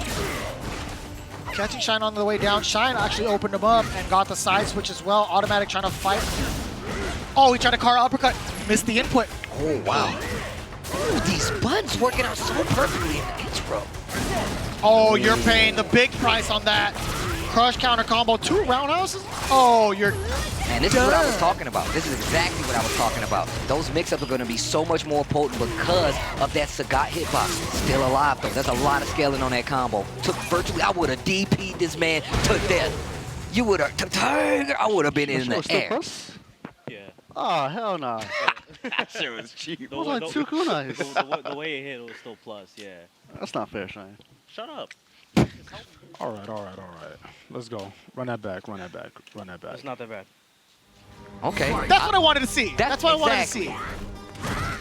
You know, he definitely was not playing that bad at all. He did a great job of slowing down some of those options. Once you get started, that's one thing, right? But you want to stop that game. That's the second time he's woke up and got hit by those. I think you need to start respecting and wake up a little bit from a DP. I'm not sure if that was on purpose or not, but it is definitely going to cost you. I mean, he is playing on a hitbox. He might have overlapped a couple inputs. Oh, but boy, how are you going to, no matter what peripheral you're using, how are you supposed to block that?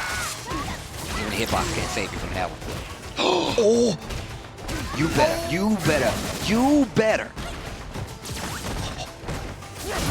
Oh, got counter hit. Oh.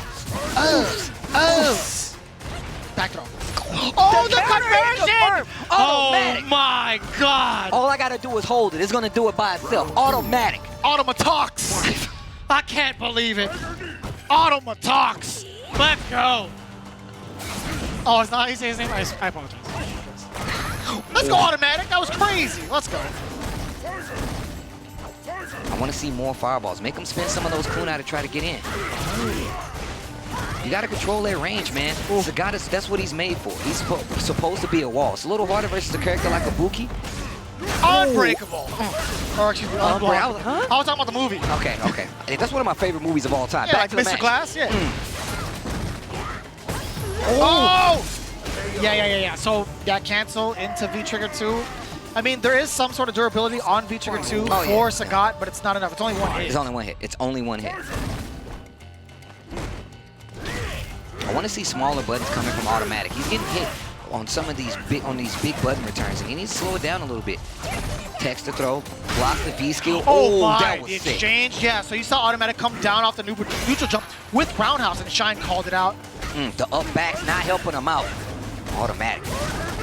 Ooh, you gotta be careful. Thinking that Ibuki's gonna hit a button, thinking that Shine's gonna commit to a button. Oh, anti-air. It only hit a couple times. scaling is a little bit there. Oh, jeez. You see how he walked into it? Eye of the tiger. Did you see how he walks? You see how Sagat walks into the knees? Mother. All right. The king. Why you do him like that? I got his water bottle. Oh, you got the water He bottle? said I got his water bottle, by the way. I said he's teching a whole lot, and he's not throwing you at all on offense. He's just frame trapping you on offense. Yeah, just take the grab. It's not going to do anything. And he's backdashing a lot on defense. You know, Good eye from both teammates. We'll Hey, see look. if it comes to fruition. you got to season in. That comes with some expertise, You got to season before you cook. right? Bars. That's the first one of the season. Same side, tries to open the throw. Side switch, commits to the DP. Could have had a way out. There's a throw. Still no stun, and he woke. I'm not sure what he woke up with. Overhead. Prepare! I like the Oki setup after that, but you know, you had to have like 3-4 more touches to take him down. So Shine was definitely taking that risk with staying short. Set point here. Oh, that's good. That is so good for Automattock. That is not good, but this time at least he didn't get the full punch. That was good, but it wasn't good after that. Ooh. Checking with the forward short. Okay. I'm liking the work that my boy Sagat is doing right now. And he got caught flinching. 3 for flinching, actually. Oh. The toenail to the eyeball. These hits, they hurt so much. Oh, no. That's not a gonna hurt cross-cut too. DP. That's gonna hurt. To the corner. Not a good position to be in versus Ibuki. Not with that hitbox, bro. Oh. Nice block from Automattock. Oh! This is intense. The throw. The defense from Automattock right now is immaculate. Oh my god. I spoke too soon, Steve. Ah. Either way. 1 and 2. I like that. So Shine wasn't sure if Dude was going to give him the fist bump. He's like, please give it to me. Please. He saw his look. He's like, I earned it.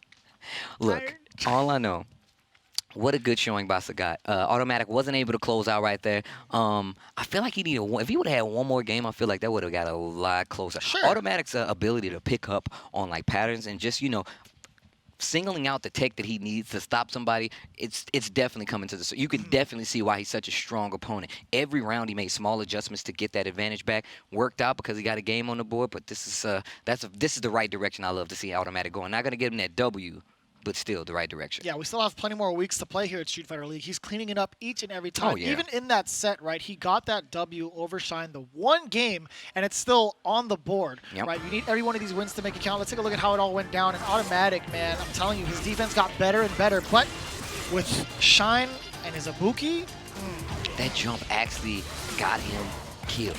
The oppression. No, actually, no, that's not the case. I forgot. That was a super scale, but that was the throw that closes it out. And fighting a character like Ibuki, you have to be aware of some of these options. And ultimately, what got Automattock in trouble was the fact that he was willing to gamble on a bunch of these DPs. There were so many DPs that ended up being punished, and this combo in the corner was so good.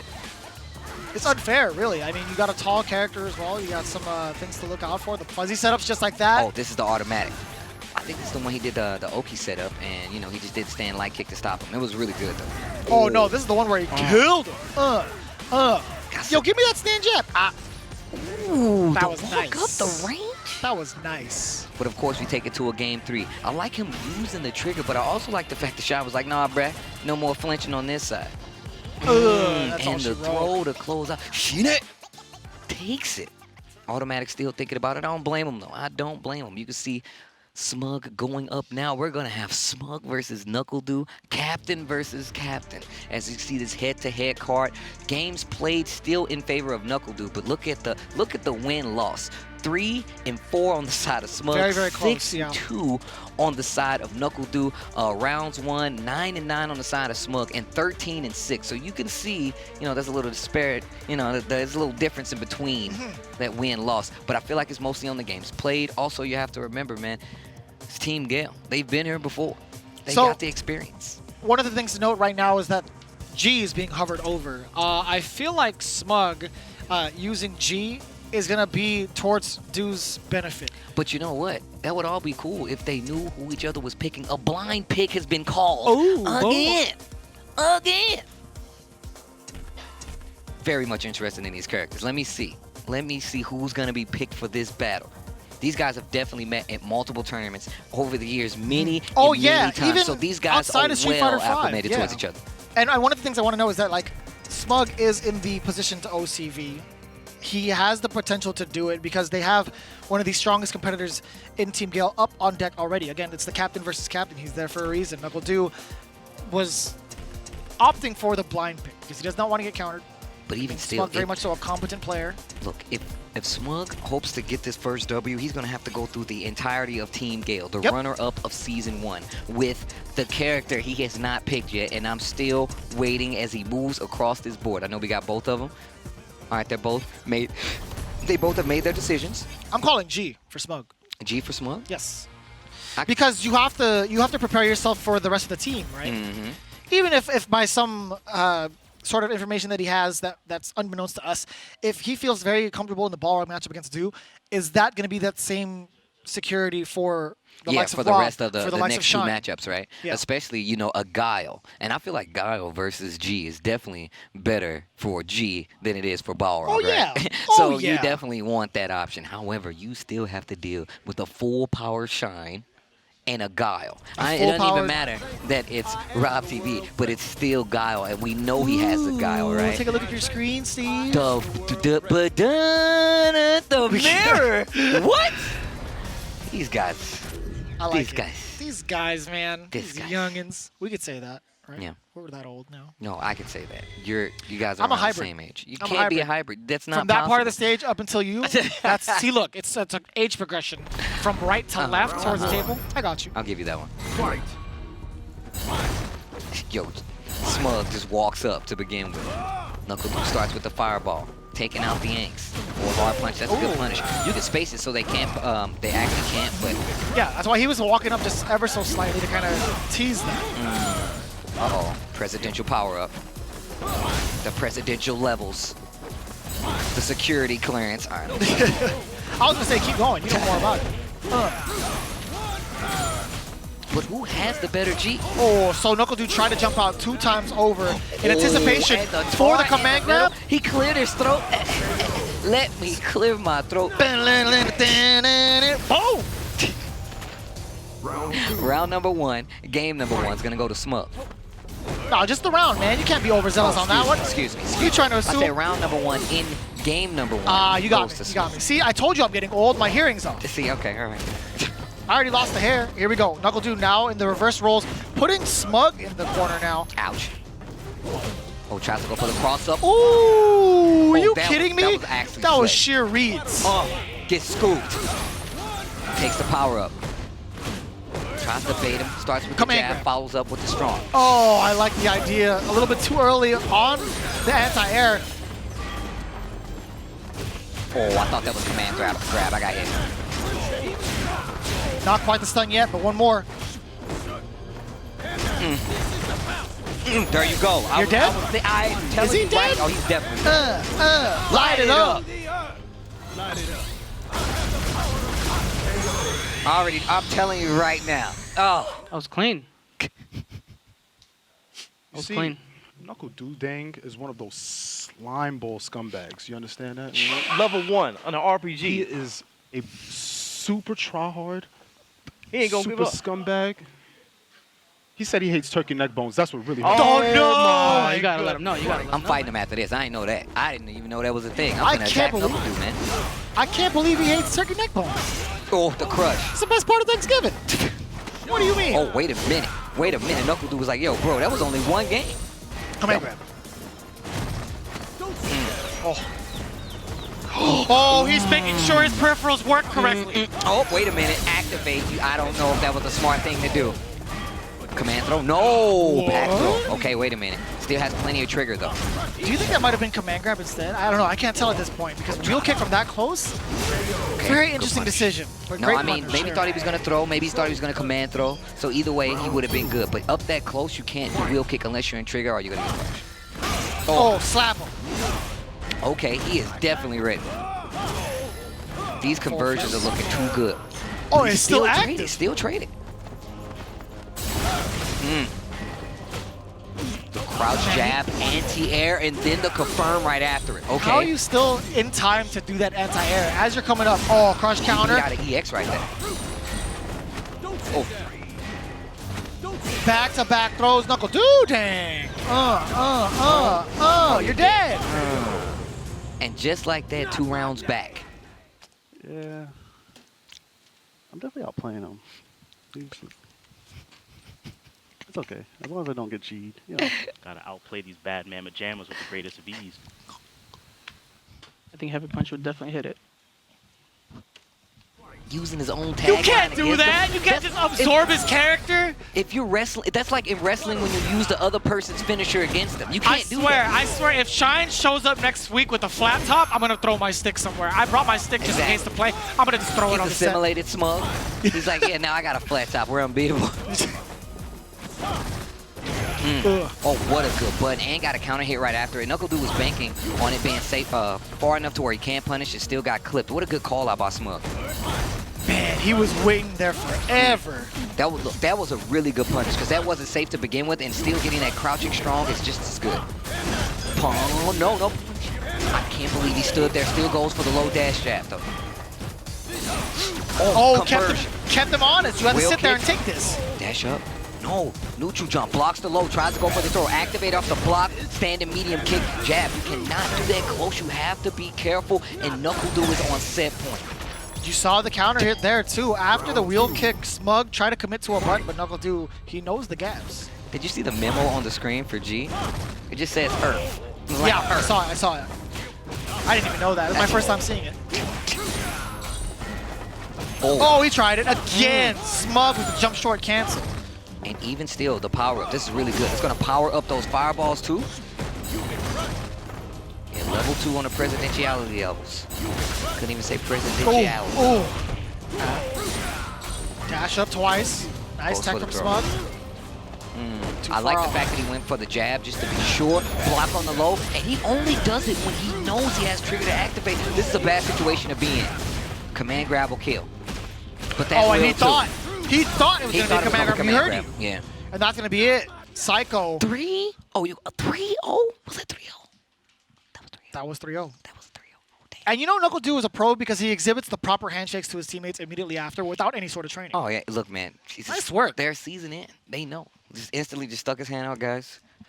See you guys back at the office next week. And then they dip. Like, that's what you're supposed to do. Yeah. This is another day at the office. I mean, if you look at the matches, though, even you look at the characters that was played, all really good matches. Even the G mirror match was sick. Like, I'm still thoroughly enjoying myself, especially when it comes to the people that we're watching play. I love seeing the mindset kind of unfold as these weeks play out because you're going to see that meta, that mindset change. So I'm really interested to see what's going to happen. Like I said, they still have one more chance before the season is out to play this team again. I wonder what they're going to change as we take a look at this replay. Yeah, right in the first game, Smug was really dictating the pace, trying to let Knuckle Dude know. He's like, I'm familiar with this matchup. I play this guy all the time. It's going to be just fine here. Got the critical art finish, but Knuckle Dude, being the guy that he is, he has to make sure that his peripherals are correct going into the next game. And cleaning it up real nice. The Tried to adaptation, disrespect him, and then he neutral jumped and was still ready with the powered up B skill. I really want to know what was going on through Knuckle Dude's mind as these adaptations were being made, right? Because G mirrors are still unpredictable. In fact, mirror matches themselves are one of the hardest things to go up against. Yeah, I actually hate mirror matches. So much of the fact where I will legit just change characters. I was like, you know what? I don't want to do this. We're just going to play a different character. You got to get a blind pick, man. Yeah, look, I will do that. I will legit be like, look, I hate mirror matches. I get the blind pick. Yeah, I really want to know how Knuckle Dude felt about that entire set, and Rip is actually standing by with Knuckle Dude and Team Gale. Another 3-0 sweep. Team Gale looking good this season. Knuckle Dude, I got to ask you, though, when we look at that mirror match, is that what you wanted? Were you hoping for the G versus G? No, I thought he was going to pick Balrog to beat Rob's Guile, but it still worked out. I'm confident in the G mirror. So. And what about your adaptation? You lost the first game there. What did you change going to the second and third? Well, he just started jumping the first game, and then I didn't commit to my right read. I made a right read. I didn't commit to it, so I just knew that I beat him. It just didn't work out the way it is. So I just knew if I played again, I would win. Well, it worked out for you.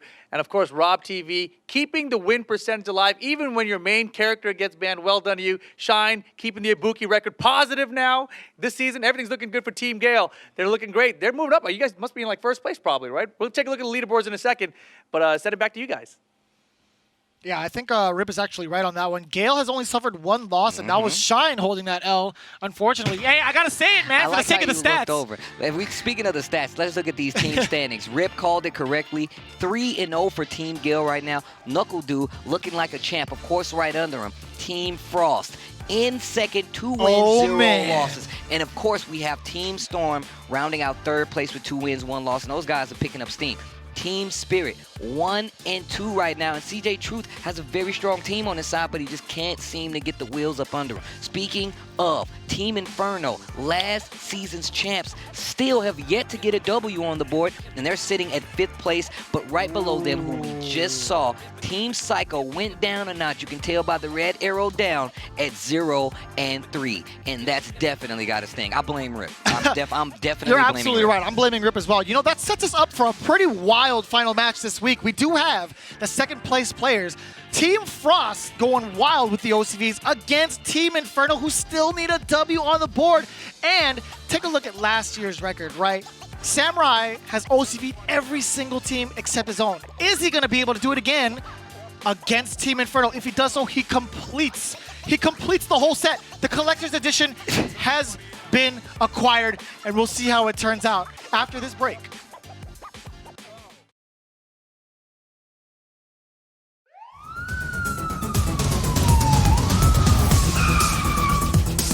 Cool down, cop! The police aren't wanted around here.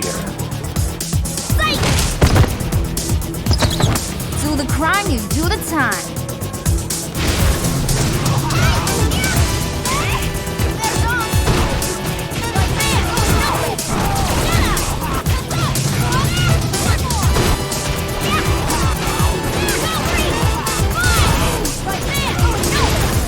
You need a cup of coffee? Come on.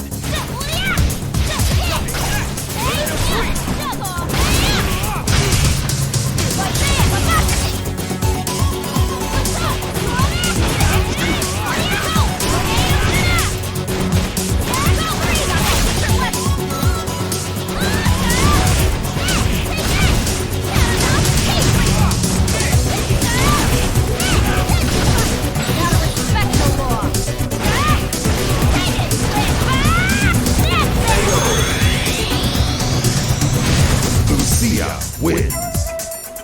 Yes! Another case is closed.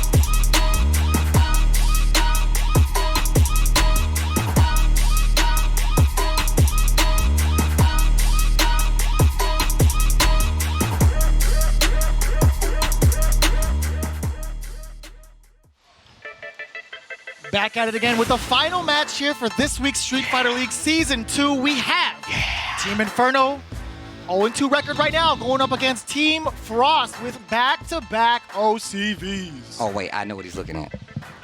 He's looking at the scorecard, Steve. That's exactly it. Team Inferno, again, lining it up with Captain Punk alongside JB Broly Legs. And you see the captain, player-to-captain, Team Frost, Dual Kevin, alongside Samurai and Sherryjenix. Again, looking to get their third win. And more so for Samurai, trying to get another OCV. But I still think that Sherry and Kevin have a lot up their sleeves going into this game. Yeah, I mean, this is last season's champions, and I'm going to say it as many times as you guys take to get it. But, I mean, they're in last place at this point. Team Frost with Samurai on the side. I feel like they're one of the teams that could shoot up to the top at any point in time just based off of the strength of Samurai being able to come back. And Samurai said himself he's got an OCV card waiting for Team Inferno. So I'm interested to know, is it coming now? Is it coming later in the season when they play? We're going to find out. Yeah, so I mean, Samurai said it outside the stream, outside of the games. He's like, everybody gets one. I'm kind of curious to see how Broly Legs feels about that.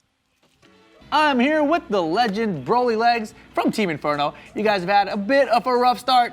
A bit of a rough start here in SFL Bit of a rough Season 2. start is an understatement. I mean, for the returning champions, For yeah. returning champions, we came in here. We're like, we want some respect. We want a suite. We want to be able to get in here. We're the champs, and then we're just getting toppled by who? Like who? I mean, the Gale was fine. We knew Gale was a tough one, and then Storm, it just didn't. Nothing came out, but yeah, you guys got 3-0 if I remember correctly. I don't want to remember that. But I remember correctly. Yeah, no, I don't want to remember. That was last week, and I don't want to remember it. So I mean, what happened there? I mean, obviously Punk went with Lucia. Yeah, that was kind of odd because Karen wasn't banned. Yeah, he's been feeling his Lucia. The new characters are out. Everybody's been wanting to. I haven't used my poison yet, but I lost to Joey's poison. Yeah. I don't know. I haven't played that matchup too long, but everyone's like, Chung can't win that matchup, and I'm maybe, but I don't know. It's tough. It's a rough start. It's a rough start for sure. It definitely is. And obviously you guys were here before. You're here now, and before you were so much stronger. What do you think is the difference between then and now? Definitely the ban system's a little different. Before everyone was so scared of Karen, of Punk's Karen.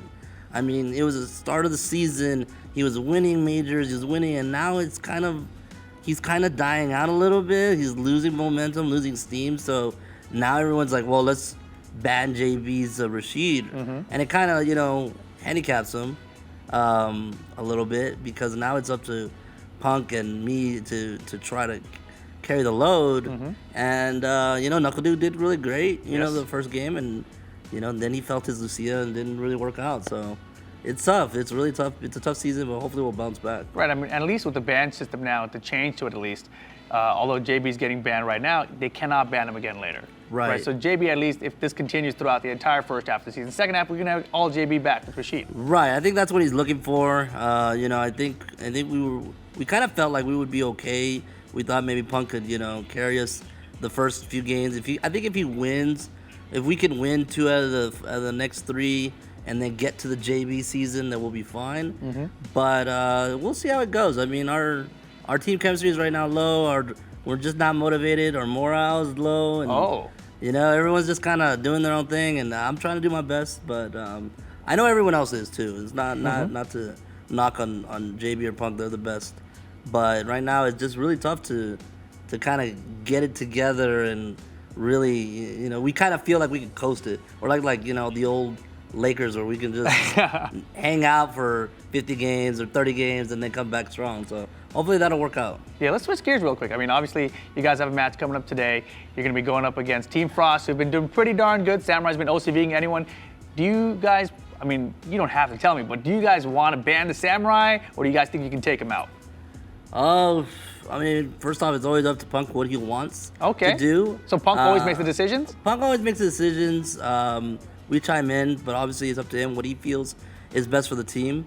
I do think that Punk's one of those guys that wants to rise up to the challenge. Yeah, so he kind of wants to meet Samurai and let's see if it happens.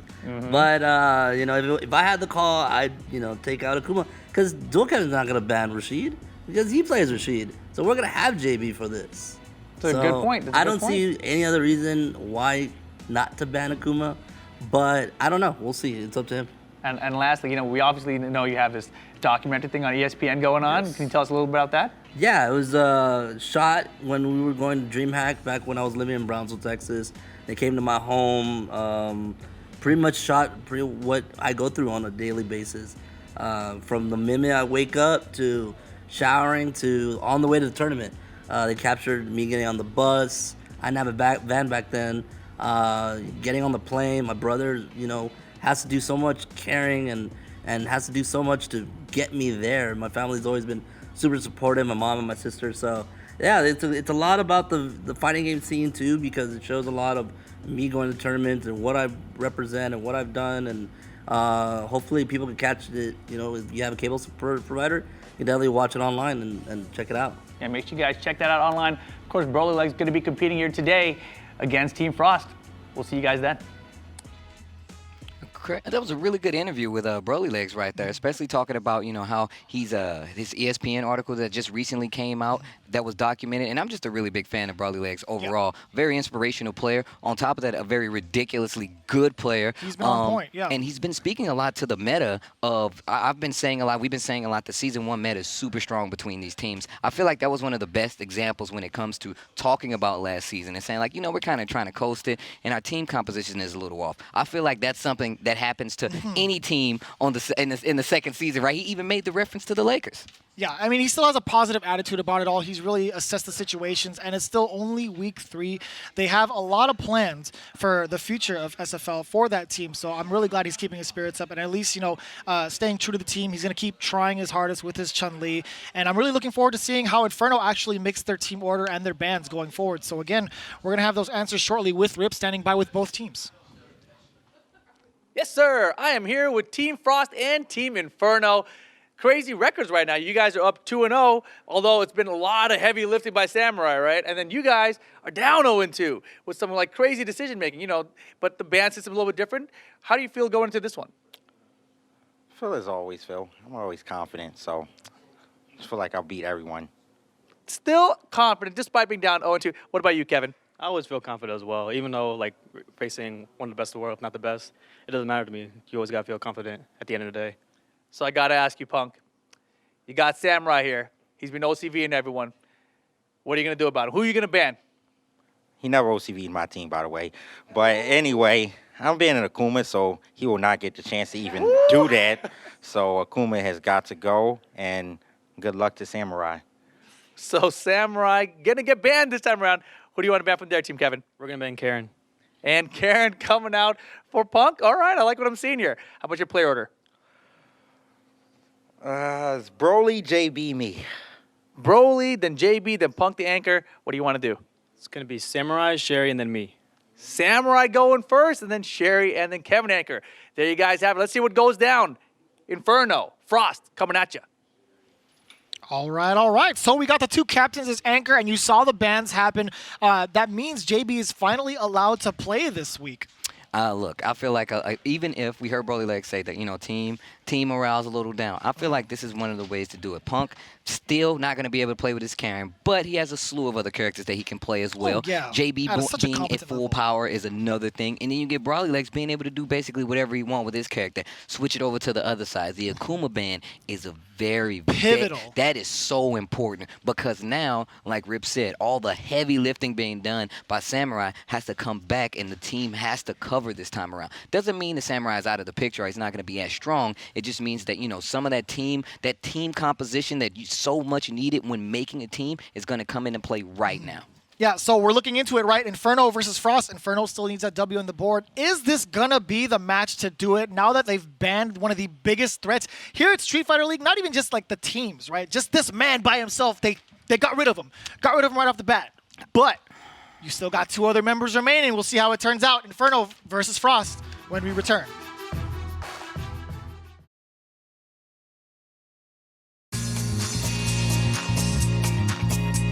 Oh, worn out already.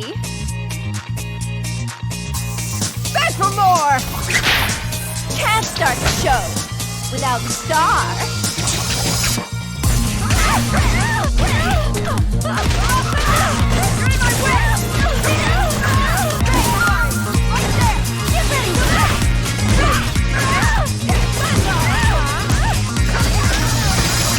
You want a second chance?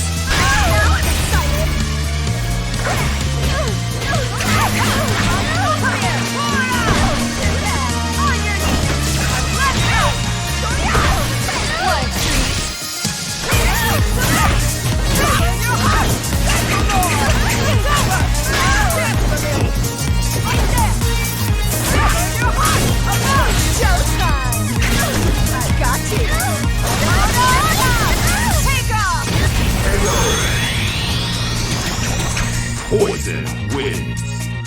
gossiped about as proof of my popularity.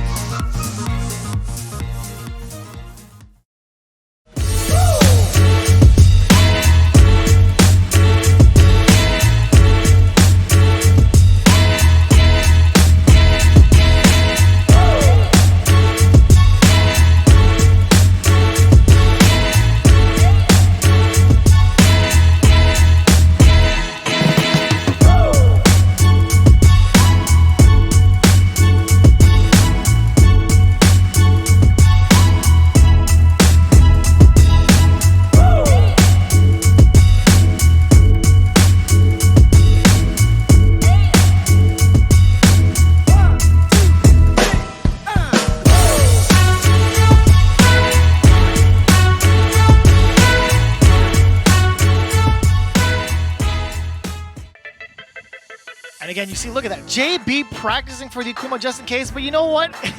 It all depends on the captain's decision making. I feel like nothing really influences Punk's decisions you see there, but I like that. I like JB practicing just in case. Was that fear or was that readiness, though? Which one was that? I don't think it's fair at all. The way that JB looks and plays, he's never scared of anybody. Stuff out. He was pointing stuff out. And we're going to point out some of these statistics from the head-to-head. Check this out right now. Broly Legs versus Samurai. 1 game 1 on the side of Broly Legs as opposed to the 12 on the side for Samurai. This is going to be a very, very hard pill to swallow if my boy Samurai does not get access to Akuma, which he does not. And Punk already said he's going to ban the character. Broly Legs got what he wanted from the interview, and that's going to give him a chance to show his worth. But now the Lucia coming out for Samurai. Metro PD in full effect versus Interpol. Didn't we get to see this on Draft Day? We sure did. That's right. So we kind of anticipated XSK Samurai, excuse me, just Samurai now, old school name. Samurai opting to go for the Lucia pick. However, in Season 1, he did have a Sagat on deck. I hope this transition pays off for the better because, again, still a relatively new character is Lucia. And I don't know, I mean, Broly Legs has had a couple of experiences, a couple meetups with these new characters. I wonder how much time he's put into these new matchups. Oh, you know what? I lied. I lied to you all. The Samurai pulling out the Ryu. Which I like a lot more, honestly, because this is his playstyle. He plays true to the Shoto World Warrior fashion, my man. He meditates under the waterfall. If there was one, he'd be there every day, He'd definitely be there. I'm pretty sure if he gets good enough, man, he's going to be like, look, I require a waterfall. It's going to be in the contract so I can meditate under it, and I'm going to need at least 50 photos. Like, all right, here we go. He doesn't do it for the gram. He does it for the world. Broly Legs versus Samurai. Samurai, of course, not able to use Akuma, switching back to the original, the Ryu, old karate man himself. Yeah, and let's kind of talk about this, right? Samurai, in his inception to Street Fighter V, he went towards Ryu, a very, very strong character at the time, and has put a lot of time into it and modeled himself after Tokido, and he still does so today with Akuma. However, going into this version of Street Fighter, Ryu, a little lackluster. Going for the standing medium kick. What a whiff punch there for Broly Legs. Looking really strong right now. You have to be careful. Ryu gets that activation on that trigger, and it's going to turn into a completely different game. Speaking of activation, no activation off the low, strong hit confirmed from Chun-Li. Again, it was a counter hit this time around. Not done yet. V-reversal. Shake off that momentum. What? The roundhouse Tatsu to get through. Street Fighter 2 action. Great reaction there from Samurai again. Oh, yeah, over the fireball. Oh, man. Broly Legs is on point with that so far, with a lot of meter to spend. Whoa, my boy cashed out at the correct time. Will that kill, though? Set up. Okay, Oki instead. Nice and easy. Broly Legs taking that first round of game number 1.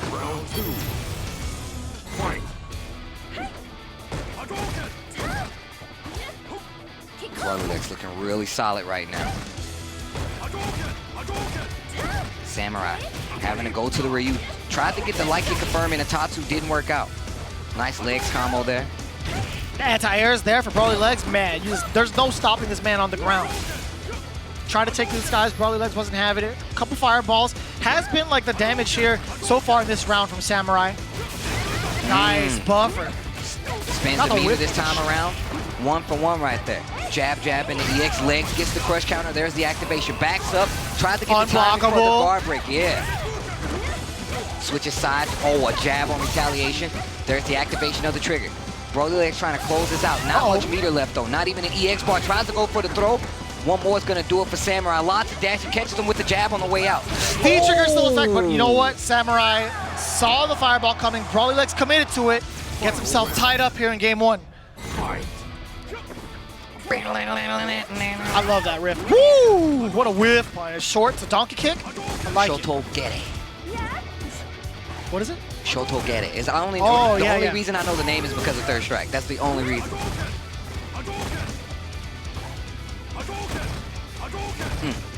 And I like that. Yeah, he's using the fireballs to kind of check Brawly Legs because in that what? Not Okay, close enough. that was sick. I actually like, boy, wait a minute. I love those. Hearing the parry is so sick. I just like that. Nope, that Yeah. oh, Activation. there we go. Double Have to dash. do a lot. Oh, He has to do a lot with this. Just out of range, goes for the overhead V reversal. He's still in there though. This is a very good thing for Brawly Legs right now. Has a little trigger left. He can do some damage the right now. conversion off of that while still in V-trigger Brawly Legs. I like Careful. this. Blocks the EX fireballs. No meter left. No Balls. legs. Legs this There it time. is. Oh, and he Gets was the ready for it this whip time, the punish, and he gets the crush counter off of the spinning bird kick. Samurai getting the first game with the Ryu pick.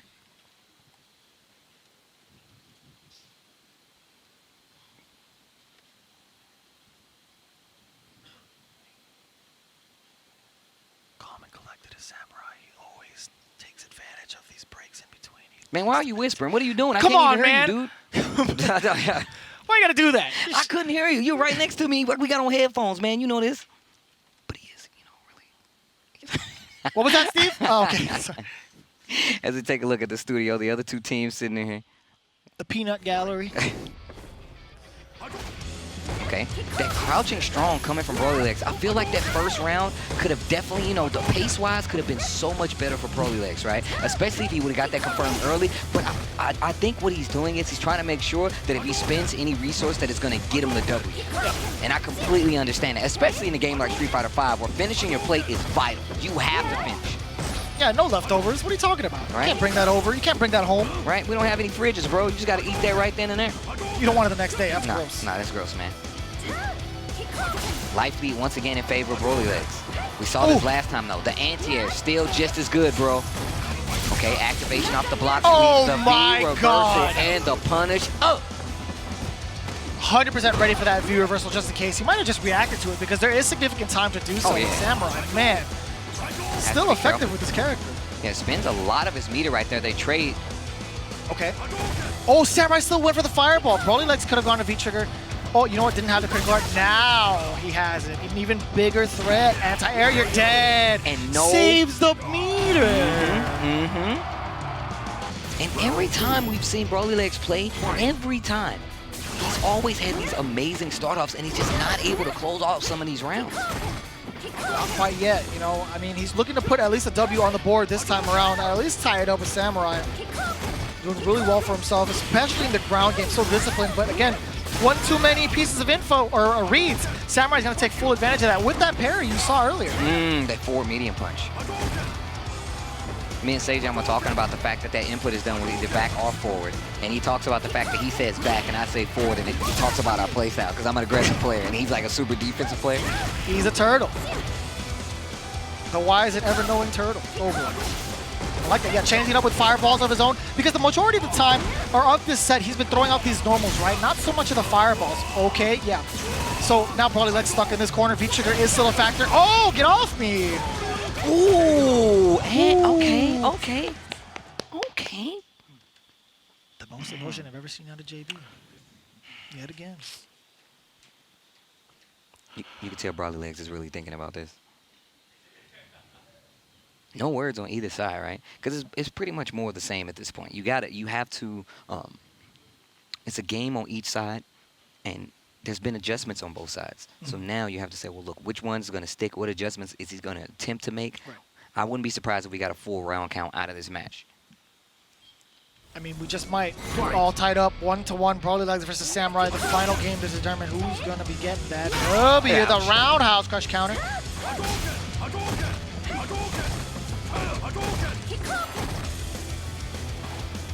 Good. Neutral play right now. You can tell Samurai respecting the ground game of Broly Legs a little bit more. Yeah, hence why he was so reluctant to throw the fireballs after that first sequence. But now that he knows that Broly Legs isn't going to be throwing his fireballs, Samurai immediately goes back to phase 1 of the gameplay. Look at the defense from Broly Legs, though, and now the life lead in his favor. He's just blocking these fireballs. It's like, you know what? I'm not trying to deal with jumping over him. I'm just going to get to this range and just make you second-guess throwing fireballs altogether.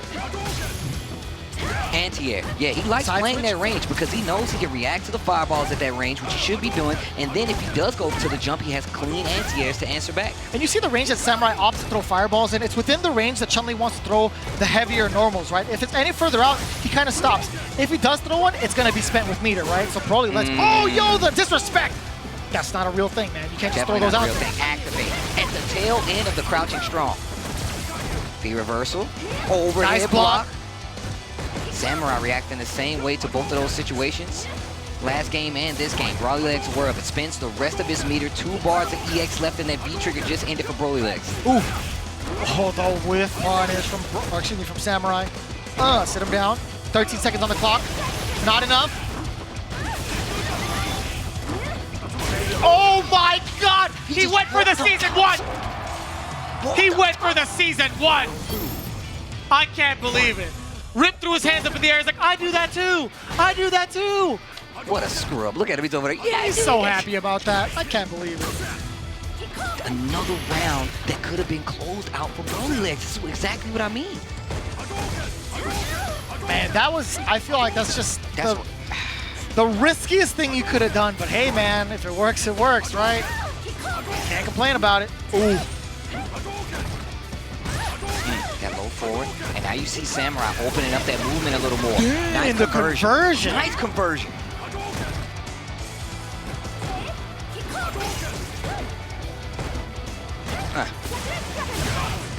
Almost swung right back into it. Got a couple of hits from it too. There's the activation. Oh, no. No fireballs. No fireballs. He's still doing fireballs. It. More fireballs. Excuse me. Oh, got caught with the tail end of that crouch strong. And this is what I mean. These rounds look like they're so in control for Broly Legs, but he's making a few of these gambles. They're not paying out. He ate a few EX fireballs. Still has trigger. Oh, wait a minute. Oh, dropped it. Didn't have the meter to even do EX legs, and Samurai took full advantage of that afterwards, securing himself the first round, or first game, excuse me. Though it was, I want to look back at a couple of those, it wasn't even a drop by Broly Legs. It was just, I felt like he wasn't able to close out these rounds. That set, to me, that set was over.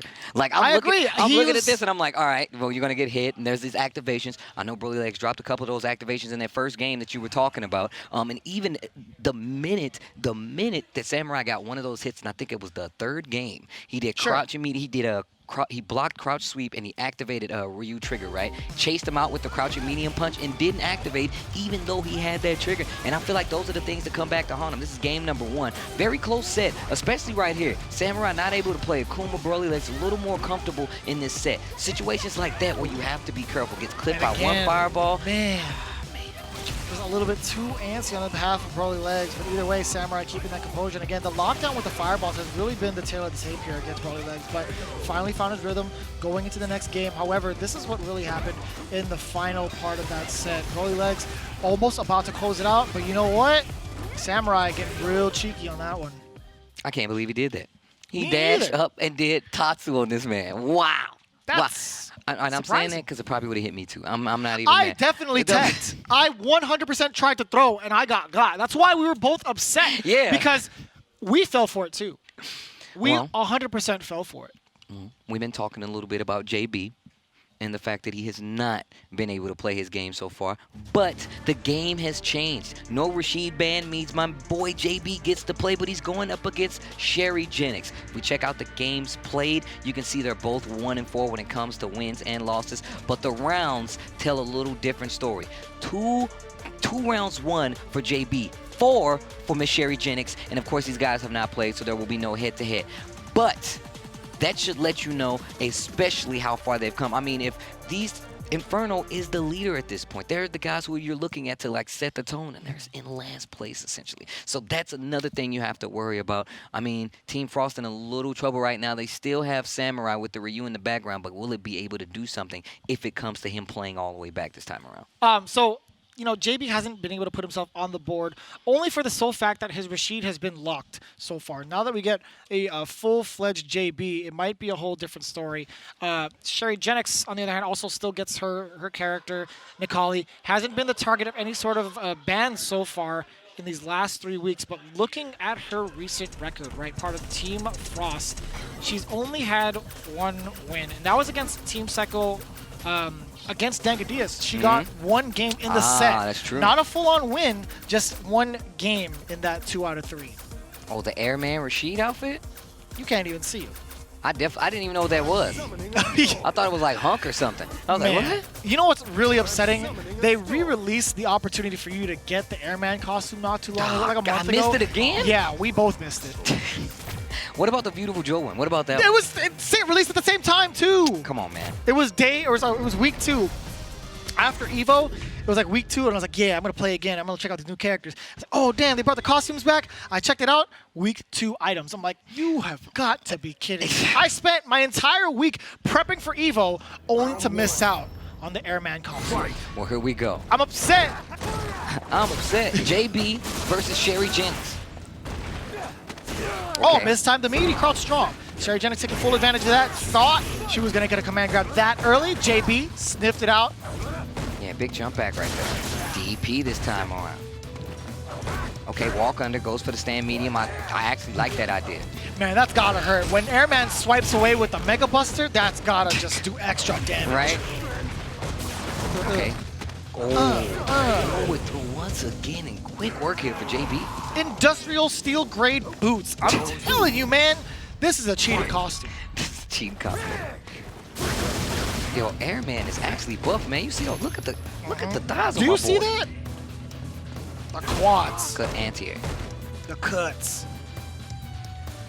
And just still slowly but surely walking Sherry to the corner, and just with movement alone. You could tell JB spends a lot of time on social media at the sole fact that he's jumped in on Sherryjenix so many times. He knows that anti-airs are a weakness. Punish, here we go. Wait a minute, drops the combo and then not close enough to get the full confirm. That's -4. Okay. Rashid does have a V-trigger on deck, by the way. I might see a normal into the activation, maybe raw, who knows? Oh.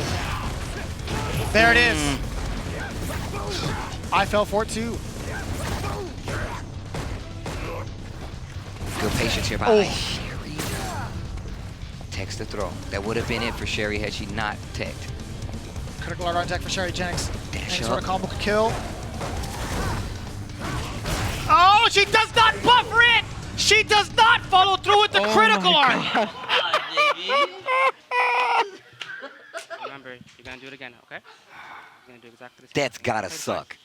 That is that definitely hurts. He did stand I told you. DX fireball. Any combo could do it. Right. Stand strong at DX fireball in the corner. That's what he did after you have to throw. You know, go after that. You wanna take some time? Character select? Yeah, you might want to hit that character select. That round was definitely hers. You know, once you jumped, he actually started walking back and forth. He actually hesitated on jumping. You ready? Going in if you're good. Sherry taking a second, listening to her teammates. That's a smart play. Didn't go to character select though. It was pretty close for Sherryjenix that one round. I think she just wants that momentum to go, just so immediately go back into it. But you know, JB, he's warmed up. He's gonna take full advantage of that. Right? He's not had a chance to play just yet, you know? And now he's like, look, I gotta put on for my team right now. I like how when, I'm not gonna talk about the gameplay right now, because just the way the costume molds to Rashid's body, the way he spit, like turns around, it kind of like, the fans are malleable. They're kind of like, not actually made of metal. 3D printed fans. Yeah. Activation off the crouch medium. The gaps have been found. JB, no fear, dashing up. Sherryjenix committed to the V skill. Just the timing on JB has just been pretty immaculate. You know, really calling out Sherryjenix. And he's like, you know what, I'm going to dissect this character. Or I have dissected this character before. I'm going to show you why I'm so familiar with it. And this isn't the first time these guys have played before either. They actually played each other on like E-League too, so. Excuse me, the challenger, excuse me. Oh! Okay. Do it again. Dash up, goes for the standing strong. Full conversion there. Okay, gets to interrupt. Oh, but no combo following through. Oh, same side, great blocks from Sherryjenix. I definitely thought I got hit. I was on the other side. Still has a chance here. Full CA available. That's the end of trigger. Mr. Rashid. Oh. Couple straight hits. Sherryjenix getting a lot of counter hits here. And he confirm again. Gotta watch that gray light. Full CA available. He can go for the chip out. He's getting dangerously close. Stop walking into those. You're gonna get in trouble. Don't put your hand in the fan. The interrupt. Oh, and the V skill raw? It would have been into critical art either way. Yeah, that's definitely true. Did she try to jump back? I don't know. Man, that first match, that was a very hard draw. That drop with the CA, oh man, that's gotta sting. Oh boy. Well, it stings. Well, moving on. We got a pretty solid record so far for Team Inferno. Brawly Legs suffered defeat under the hands of Samurai, and then JB picking it up with the W. You know, it's down to captain on captain violence is what it is. Yeah. Punk versus Dual Kevin, but before we get into that, let's take a look at how JB took it down over Sherryjenix. Again, Sherry had a couple straight hits, but if it went into conversion, any sort of like conversion into a knockdown, decent amount of damage, it would have maybe deterred JB from all this forward momentum. It's been right there. That was a round. We should have still been playing game number one in this situation. But here we go. There's an interrupt, finds the gap with the EX spinning mixer, and this corner situation just not the most. Tried to go for the V skill Seismo that you pointed out, and JB just ready. And just chipping away. And you mentioned like the V skill is what closed out, right? However, the V skill that he used to kill, he was just gonna cancel in the CA for the chip out. Exactly. You just see how much life was left on the side of Sherryjenix. That hit would have added great life. You cancel it into critical art. It would have been a done deal. Well, once again, we're gonna go to Dual Kevin. Dual Kevin up next, and he's cool. He's full powered at this point. I see what you did there. He's cool. Team Frost. The captain of it. I'm glad you caught that. Head-to-head cards. We're going to check this out. Now, Punk, 4-4. That's wins and losses. 0-4 on the side of Dual Kevin. That heavy lifting that Rip was talking about, that's what we're saying. They're in second place, and still all the wins have come from Samurai, but that does not mean a difference. As team captain, he's been pulling his weight. 9 rounds won on the side of Punk. Definitely not the same on the side of my boy Dual Kevin, but here we go. Yeah, the reason being is because the last 2 weeks was the bans were aimed towards Dual Kevin. In fact, in week number 1, Dual Kevin got both of his characters banned, Rashid and G. So, you know, it was a pretty tough start for Dual Kevin, but fully unleashed. Let's see what he has against Punk's Colleen. You made mention of that Colleen. We saw it in the first season, right? And this is the first time we've seen it season 2. Yeah, forced to go to the switch because of the ban on Karen. Dual Kevin pretty confident in taking on the captain once Karen was out of the picture, right? And he called the order correctly. I know he wanted to face off against Punk, and he got his wish. Okay. Punk locked in his corner right now. A lot of time taken from Punk. He's trying to find a way out, not taking too many risks. But the way Rashid operates, if he gets an opening, it's going to be a good amount of damage. That backdash was dangerous. Runs into the second hit of that sweep. There's the activation on the trigger for Punk. Anti-air crouch fears, dash up, side switch, while in V-trigger still. Full conversion. Is the stun going to happen? Yes. Oh, yeah. Always. Especially in that situation, because you can just cancel to the air throw and get the stun every time. That's going to be round number 1 for Punk. Didn't even have to spend too much of the V-trigger too either. The versatility of this character, Steve. I'm surprised we don't see more of it, honestly. I'm going to say, yeah, you're right on that one. In terms of usage in CPT? Yes, yes. I mean, we're getting a few, you know what I'm saying? But I not feel as like, much as I'd expected. Oh, Big time the gamble. crush. Doesn't pay off. Okay. Activates off of the block sweep right there and just fishing for a big hit. Uses the EX to get in. Dual Kevin. Oh, that could have been a conversion. He got the counter on Stand Strong. He thought he was close enough to get another one. Could have gone to low medium kick, but either way, Dual Kevin's gonna back off. He understands the risks here. While Punk is in V-Trigger 2, he'll take that throw. He's fine with that. Oh, yeah. Trigger done now. Okay, there's 1 bar spent. Punk needs a couple more touches, a couple more mix-ups. There's another throw. You're gonna take in more of these. Oh, he yeah! was so ready. Oh, he was yeah! so ready. The finesse. He You see how much time he had? Jump. Bop. Got it. Nailed it. Stand medium kick. I love his usage of Rashid's stand medium kick. I love it. Okay, parabellum. Double off the dash. open. I like it. I like it. No respect. Trying to get a throw right after it. Punk a little too far away. That V-trigger getting pretty full for Colleen. Oh, and again, that medium kick check just at the right range, at the tail end of that. Oh, just out of range, still got a jab. Counter hit, not able to make anything happen from it. Punk still fighting out of this corner though. 1 round apiece in his first game. Just inching back and forth. For either player now. Punk very, very close to getting his. 1 more block normal, there it is. Looking for the activation, you know it. The sweep into V-trigger. Dual Kevin now has to stay on defense for a good amount of time. If he wants to close this out. Well, I like that. The light punch spinning mixer, I love that. Woo! Momentum shift. Oh, man. Jump low. Okay, gets the knockdown. He was born in the mix, I'm telling you. Man, this trigger is still going. That's very surprising, by the way. I can't believe it. Ooh. Oh, gets the cross up and the counter hit. Not even on the first time, it was the second one. Full CA available. Oh, he pressed another. Wait a minute, did he just drop? He definitely dropped that, not dead, but this is a bad situation.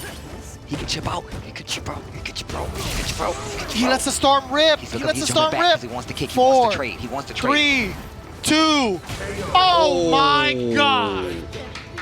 Okay. So that was very interesting because there was only 2 seconds left. Dual Kevin could still use that critical art as a time killer Just like that, to cheese him out. Just like that.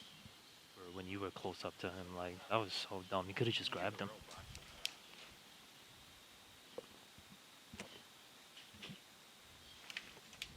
Fight. This could be a huge You can see this team Inferno starting to pay a lot more attention to these team matches. They're starting to talk a lot more. It's getting pretty serious over here at Street Fighter League. I mean, they're amongst those 2 teams, the bottom 2 right now with no wins under their belt. Right? Either they have to change it soon or this second half of the season has to be an undefeated second half of the season. Agreed. Oh, wow. Not ready with the buttons, but he's still getting those big hits. A lot of gray life up on the side of Dual Kevin as well. And his big time jumping. He anticipated the activation for the V-trigger. Punk went for the sweep. And man, Colleen has one mean sweep. It takes forever to come back. Finally found the mark. There's the extension on the combo. Great blocks from Dual Kevin, but can't take that throw. dash up, another tick throw once again. And finally, the wake up EX spinning mixer. He has a trigger of its own, gonna set out the tornado. Tornado Alley, the Midwest, where Dual Kevin is from. Oh! Set point. Set point. Is it gonna happen, Steve? Is it gonna happen? Dual Kevin, so again, if he manages to eliminate Punk, he still has to go up against JB. But this is perfect. If he can eliminate Punk, he would just have to fight JB in the mirror match, and you still got Samurai, although depowered on the back end. I keep forgetting about Samurai, because he used Ryu. That's the only reason, Steve. Okay. My mistake. Yo, Rashid, Dual Kevin. Oh. Okay. I like that. And the small delay and the meaty. Oh. Look, just backing up, just all crouching to get out of the range of those crouching medium kicks. Forward throw. Gets caught by the EX, HP spinning mixer. Oh my God, can he do it? Do it? He does it. Dual Kevin eliminates the captain. I'm pretty sure I know what he said without having to hear. I read lips. I'm pretty sure he said, "Man, this guy's good." I'm almost positive I read That's those what you lips said, correctly. right, He's Punk? like, That's what you said. That's exactly what he said. That's what Punk he was said. like, "He's pretty good." That guy's pretty good. We just got to get a dub. That guy's pretty There were subtitles there.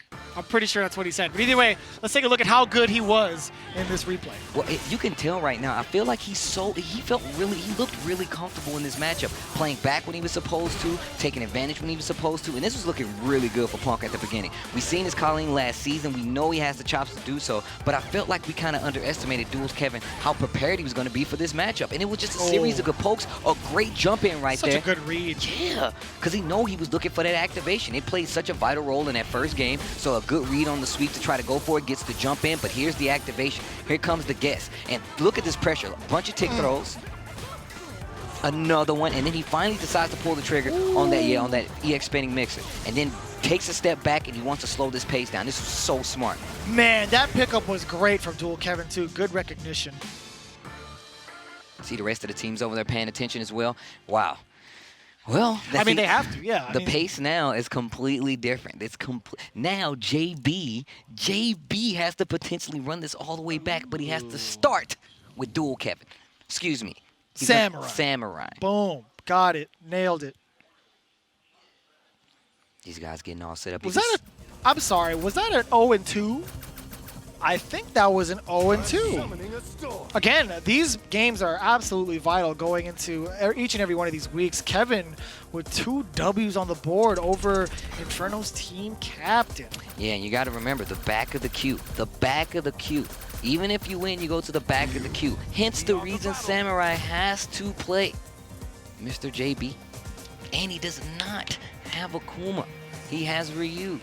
But we know it's solid. It started here. Before Akuma was even in the game, Samurai was playing Ryu. I mean, he's a little different. He's playing a little different. But I'm pretty sure it's all still there. Yeah. You know, it doesn't really leave you, honestly. It's like riding a bike. I think that's the same with just Street Fighter in general. Once you've played, you have your experience with it, and then you kind of take a break here and there. But once you pick it back up, it's like, man. Oh, yeah. I remember this. It's easy. Oh, I'm back home. Playing some video games, some Street Fighter. And these guys are thinking hard about it. I love that Samurai takes his time, right? JB constantly looking over at Samurai like, yo, is this dude ready? Or like, what is he doing? Yeah, he's just watching him meditate the whole time. He's like, bro, let's just play some Street Fighter. Samurai, JB, here we go. Potential final match for Inferno. JB is the lone player for this team, trying to get a W on the board. However, he has quite the order with Samurai, Mr. OCV. He's living. What if he, I mean, the Ryu did his work, but what if JB I agree. comes out? What if JB's like, you know what, man, y'all been putting me on the sideline for too long. Slight mishap there on the combo from Samurai. You saw that miss after the crouch fierce had hit. Didn't follow through with it. JB also recovered from that mishap. Now it's all corner time. I don't think I've ever seen that combo before.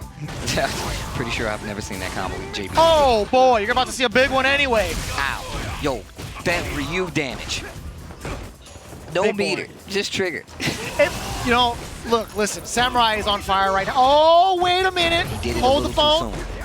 Using trigger 2, takes the opportunity to get out. Okay, I like that punish on the V skill. Now, I think Samurai would have a bigger power-up if he dressed up in the Mega Man costume. Right? By default. Right? Because it's there. It's definitely there. They fought each other numerous times. Mega Man has always got the upper hand. He's the ultimate robot. The ultimate fighting robot? Yeah, that's right. Mega Man. All right, sorry. Shout out to Dr. Wiley. Oh, I'm a Dr. Light guy, Nah, man, Dr. The most Wiley, wholesome man. individual. That dude wanted it, man. Look, Dr. Wiley was so evil, but when I tell you, my man, he was like evil. That's fair. No, you're right. I think actually he turned evil because Dr. Light actually stole his plans. I don't know. That could just be me. I'll tell you what, Samurai, though, with a slight life lead, JB on the offensive, he was using that V-Trigger, the V-Trigger 2, the enhanced special move to kind of push Samurai into the corner. But now that it's dissipated, he has no fear. Yo, Ryu goes so high off of his Dragon Punch, man. You know it hurts. Good control, back to this corner. Samurai up around, but he's in a bad position in his corner. Jab, jab, donkey kick. Oh, wait a minute. Tech. Anti-air, you know it.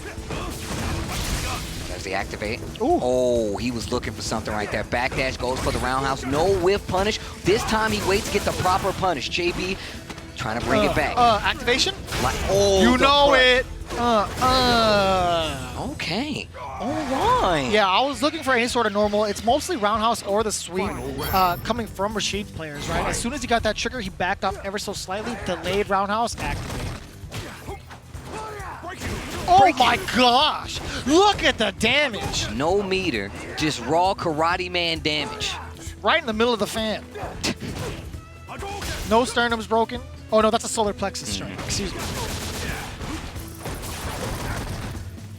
Oh, he was looking for something.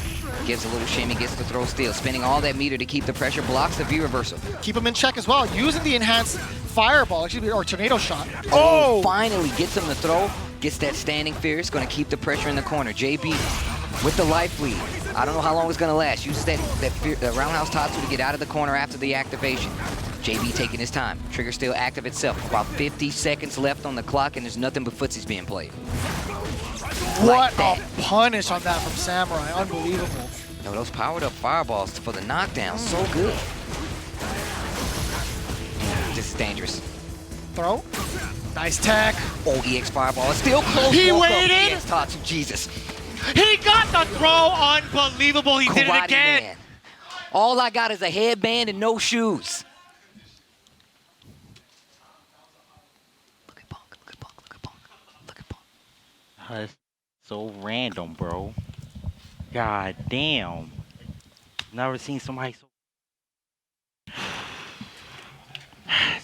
pissing me off.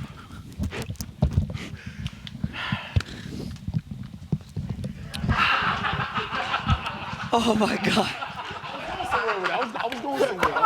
It was about to sound pretty good. Oh wow. That was godlike. Game number 2, Team Frost. All right. All right. This is dangerous territory right now. Team Inferno in trouble. Samurai up a game versus JB, the last remaining member on Inferno. I don't know, man. It's looking real rough right now. The momentum is all in Samurai's favor right now. He just understands the mentality of what players want to do at that moment in time, and he takes full advantage of that. And look, you can't hate on it. You really can't. And on top of that, he's picking the right chance, the right times to go in. He's picking the right chances to contest. That was a dive kick missed. Absolutely correct. Call Steve. JB continuing the combo, and luckily retaining that side, pushing Samurai into this corner. Oh, the counter hit, no conversion. Should have just went for the sweep. That counter hit, sweep, you got to take it. Right. V-reversal get off me. A good pushback at that. Yeah, a lot of Rashids, they go for that in the corner. We saw it the first time JB played, and it's because you're in the corner. The pushback is not expected to be that much, so you go for it again. But you can just take the sweep. You can take the crouching roundhouse after the counter hit standing medium punch from Rashid. Just about 20 seconds left on the clock. Almost dead even in live Samurai with a very, very slight life lead, as well as the meter. Oh boy, sniped what it a out. call. Oh, JB, HP spinning mixer, that's going to be around on the board. Nice work there from JB, keeping his momentum, getting the first round of game 2, keeping the dream alive for Team Inferno. And if JB can run this back, we would have a potential mirror match coming up between him and Dual Kevin. But we got to get there first. One match at a time, as RobTV would say. Oh, wake up EXDP. We've only seen 2 of them, but they've been successful. 2 for 2. He goes up so high. I remember that conversation. He goes up super high, bro. You know he's high because the bandana is just waving in the wind. That's where JB's character was born, in the winds. His name is Airman. That's not true. The combo. Okay. Goes for a V reversal. JB takes the out. Big jump in from Samurai. No. Oh, okay, okay. Wait a minute. Upper roll back. The backdash. How did Samurai know? The fireball goes through. Yeah, that's what I'm saying, Rashid. Impossible. That's what I'm saying. I didn't know. I didn't know either, man. I definitely did not know. I definitely did not know. Just put that on the record. Match point for Samurai, actually. Team battle point. Okay, JB leads this round. And as you can tell by the life indicator up there on Team Frost, Dual Kevin, the team captain, waiting. Oh, man. Yo, JB is flexing right now a lot. a lot of life on his behalf. The stun no longer a factor against Samurai, spending the bars. V-reversal out of here, trying to reduce that momentum. Oh, it caught him. Crush at the tail end. This game is looking so much better for JB. Gets the crouch and medium kick. Oh, three for three. Reversal. Get off. Uh-oh. That means no trigger. Get off. Another one. Look at the great He doesn't need it. Activate. Takes the way out. Defense looking really Four solid for four. Oh my gosh. Karate Man.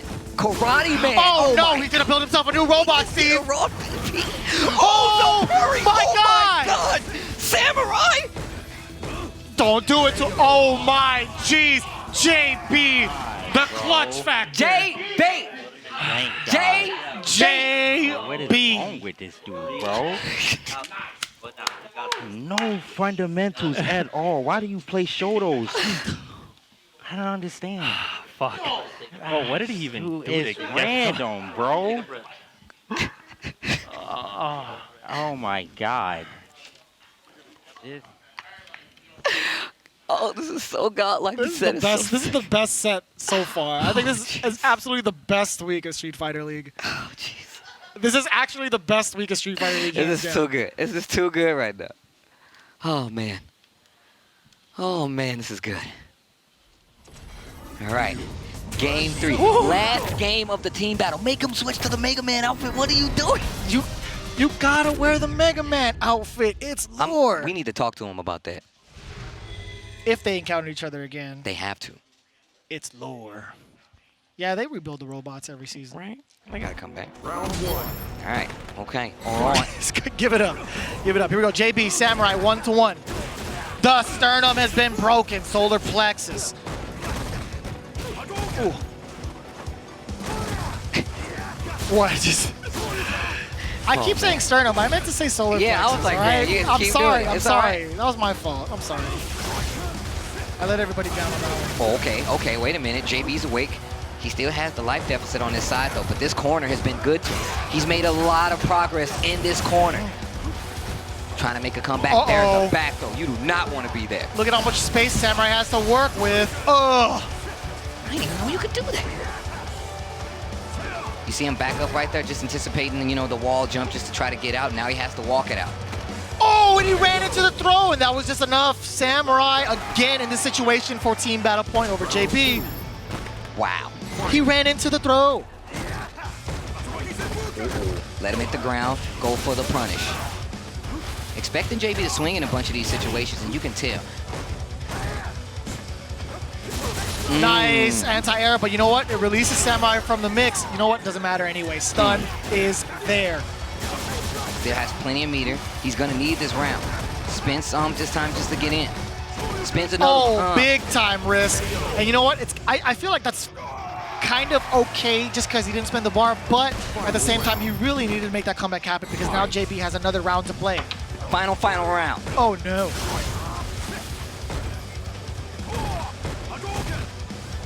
Good backing up right there. What a check. Now you see Samurai actually backing up to this range where he's like, let me catch my breath a little bit. Let me make sure. Look at him, JB just making sure he's not going to be in this situation where he's stuck taking damage from Ryu, especially in the middle of the screen where he can just move around. JB's trying to use his movement to keep the corner in his favor. Finally, 4 for 5, finally blocks one of those reversal EXDPs coming from Ryu. I thought he was going to do it again. I felt it in my bones. Uh-oh, JB picking up steam. The speed, he's on the gas pedal right now to keep that offense going.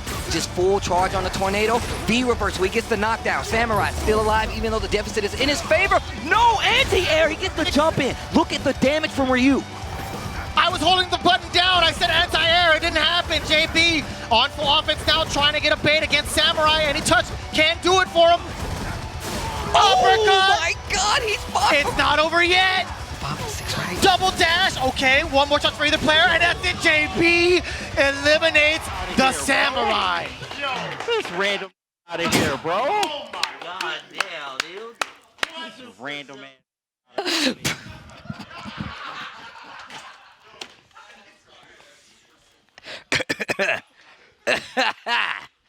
I read his lips correctly. He said, "Man, Samurai is great. He was fundamentals really are amazing." giving a lot of praise to Samurai right there. Yeah. You guys didn't catch that, What but a man, captain. just just letting Samurai know with his voice how proud of the gameplay he was. Yeah, it was amazing. He's like, yo, Samurai, he's got it. Oh, wow. Whatever it is, he's got it. Look, if you go back and you count the mistakes in this round, there's not going to be many, right?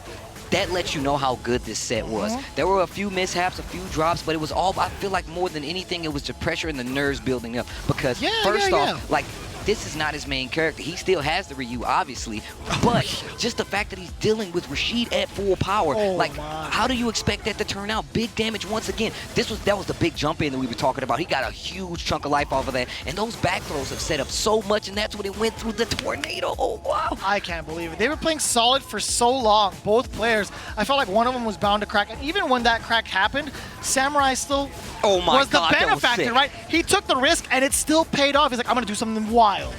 My boy Ryu was just dashing in. He was like, nah, bro, you're going to have to deal with this. He's 5 for 6. Ryu EXDP. Not bad. That's definitely not bad, because you got to pick Ryu first, and he's still 5 for 6. I just think that that's great. Shout outs to Samurai. Punk felt the same exact way. He was praising him. He's like, he's like, yo, man, this dude is actually ridiculous. That's what he was saying. That's exactly what he was saying. So where are we at now? JB is in the hot seat currently for Team Inferno, trying to clutch out their first win here at Street Fighter League. And now we have the mirror match. From the captain. Now Team Frost. Is that what you're going for? Because I was going to help you out. No, man, you can only do the echo when it's the double captain mirror match. You got to be like, captain versus captain. Rashid versus Rashid. Oh, okay, I got you. I was going to say, JB now taking the captain helm away from Punk because he's keeping the dream alive. I understand. I totally understand. Rashid mirror match, here we go. JB, full potential. Okay. The normal Rashid is going to be on the side of dual Kevin.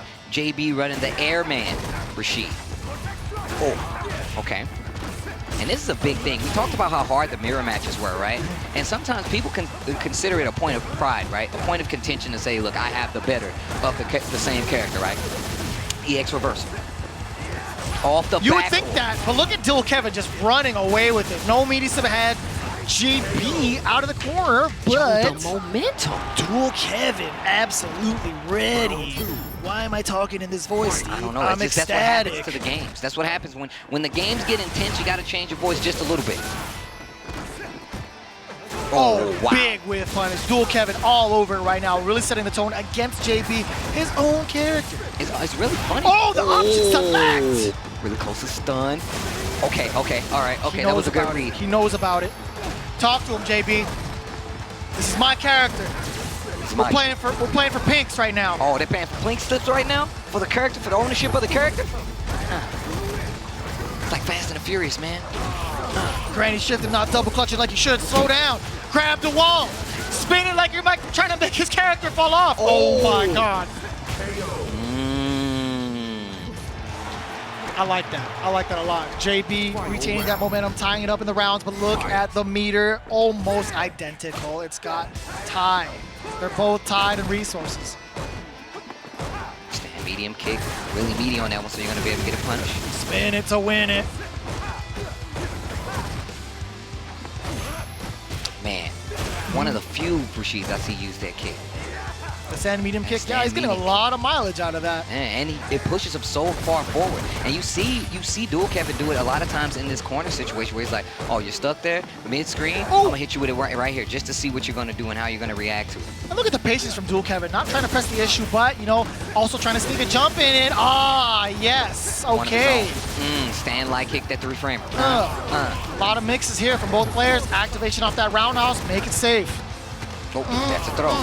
Needs to be careful. Oh, wow. They did the same thing, I feel like. They both went up in the air, tried to get the eagle spike. Oh, that was a good conversion. That was a good conversion. Could have hit. Oh, punish! No, dual Kevin didn't have it. Oh, no. Nice work from JB. Oh, the trigger? Oh, okay. We couldn't see. Yeah, we can't see the camera.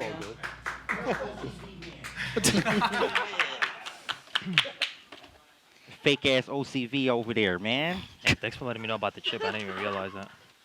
I look forward to destroying him with Karen next time. Damn. Immediately on to the next round, JB getting the first win over dual Kevin in the mirror match.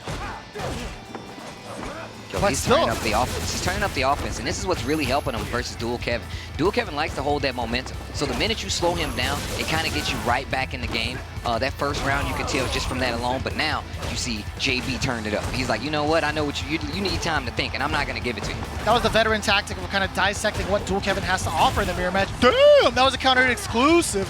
Got the shot. Big stand jump strong. in with the roundhouse and looking real clean. And that's what I mean. JB's picking up. That's what I meant by JB is picking up speed. The more he plays, the more powerful he becomes. Wow, that was crazy. He did stand medium kick, stand light kick in the Eagles. It's magic, man. Dash up. Again, that same sequence you saw literally in the previous round in this game. You reach, I teach every time. Twins. Off the backboard. Gets out of there, but still, JB is chasing this man. Okay, activation from Dual Kevin. It's his turn to play. Caught him pressing a button, or actually trying to get out of there instead. The reversal and the chase from Dual Kevin and the finish. Yo, you thought you were out of there? Combo exhibition is Dual Kevin. This isn't the only game he does hella combos in. Oh yeah, that's definitely true. Okay, spinning mixer, spins that last bar on his side. Gets it right back though. Caught him with the stand strong, full conversion there for JB. Final round here from these guys. Takes the full wall out this time around. Back to the middle of the stage. I did almost. Ooh. That could have been a big deal if that Eagle Spike had landed. Dual Kevin wasn't ready for... Oh no, all the way down. Oh, that could have been dangerous. Pressure, trying to get that throw pressure. That was it. That was the throw. That was a throw. JB. That was a throw. Oh, Activation. Oh, nice anti-air. Oh, you're dead. Not quite. Oh, the call out. The call out. Even Dual Kevin stood up. Nasty. And just like that, Team Frost, the momentum being derailed by Team Inferno, who gets their first team battle W. The champs get their first team battle W in week 3. And it's all That's how you smiles know. now for Punk, by the way. He was coming from distressed, near heartbroken. And He then had his JB head just down lifted on the his- table. This isn't the only time I feel JB has carried Punk to a victory. I feel like something's a little familiar about this. I've seen this somewhere on Punk's stream. But in the meantime, let's take a look at the replays, how it all went down. Again, Dual Kevin has such a strong, outstanding start against JB. Oh, yeah. But that's exactly what JB wants. He's like, you know what, lay it out on the table. I'm going to read you afterwards. I'm going to take all this info, use it against you in the next game. Look, the fact that Dual Kevin took that... The fact that Dual Kevin has that much, right? He has that much tech with Rashid. He did a lot of great reads. I'm gonna go back and look at this set because this was and I'm typically we talked about. I don't even like mirror matches, but at all. this is a good set right here. This is really what I like. See the chase on the V reversal. Wow. There was so much weight to this match because of how their current stats were, and just in general, claiming that if Dual Kevin had actually taken the victory over JB with his own character, that speaks volumes. Oh yeah. That's a nice little set. That's a nice little set piece to have on your mantle to be like, yeah, Dual Kevin, I definitely beat Rashid.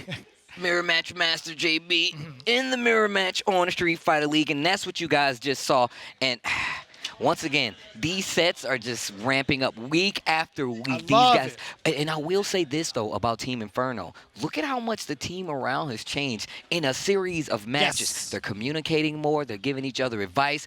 Did you hear what JB said? He said, "Hey, thank you for telling me about the chip because I didn't even notice it." He was so wrapped up in the match, and I would love to hear what Team Inferno has to say. Rip, take it away.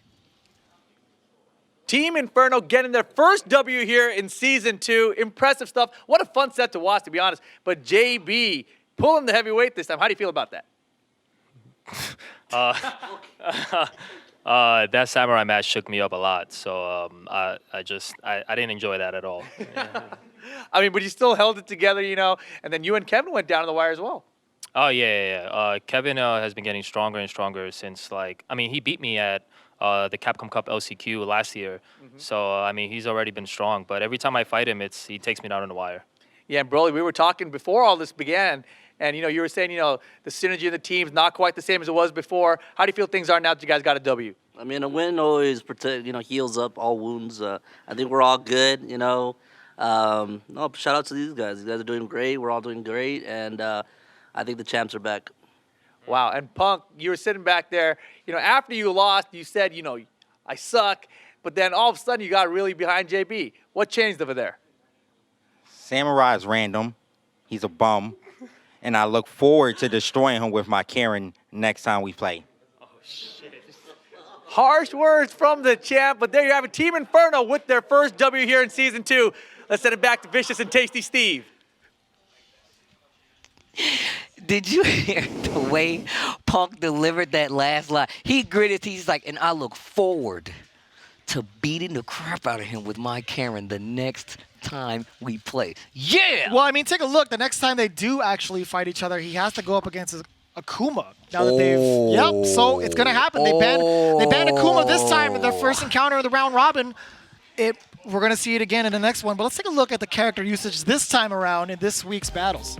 There's been a lot of Karen love this week, but there's also been a lot of Akuma love. I'm going to give all of that to Samurai. Urien got a little representation as well for not one, but two separate players. And of course, this has been an all-G kind of, scenario because every week I feel like we've seen at least one G. And the same thing goes for Lucia, a new character to the world of Street Fighter V, but she is getting a lot of love. Whether it's Gustavo, whether it's Punk, she's right there. You can pick her up, go play her because she's cool, as you guys can see. But that's the character usage so far. Top 5 played characters this week is right there in front of you, and I feel like if you go back and look at any of the matches that these characters were involved in, you're going to find some gems. There's knowledge to be had, so make sure. And shout outs to everybody else that actually, shout outs to everybody that actually took the chance to play these characters, that switched to Lucia, you know what I'm saying, that went to that G, and even the people that banned G because they knew those guys needed G. Yeah, I totally agree, man. It speaks volumes. These characters have been very consistent week after week, and we also get to see the consistency in how the games were won this time around. Again, we had 2 sweeps in a row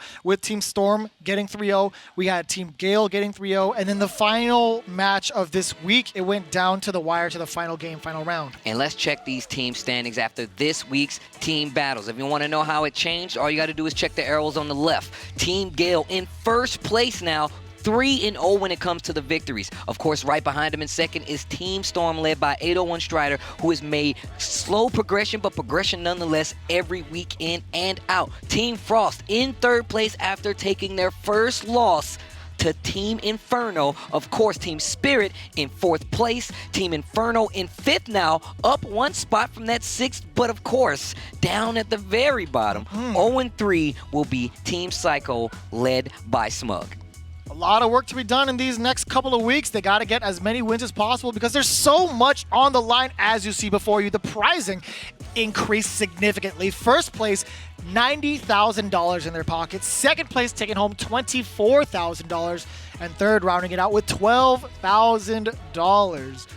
That's a lot of change. That's a lot of moolah right there. That's a lot of moolah. And to get to that, we want to see those team battles coming up next week, and I'm sure you guys do too. So here you have it. Here's the menu. Here's the schedule.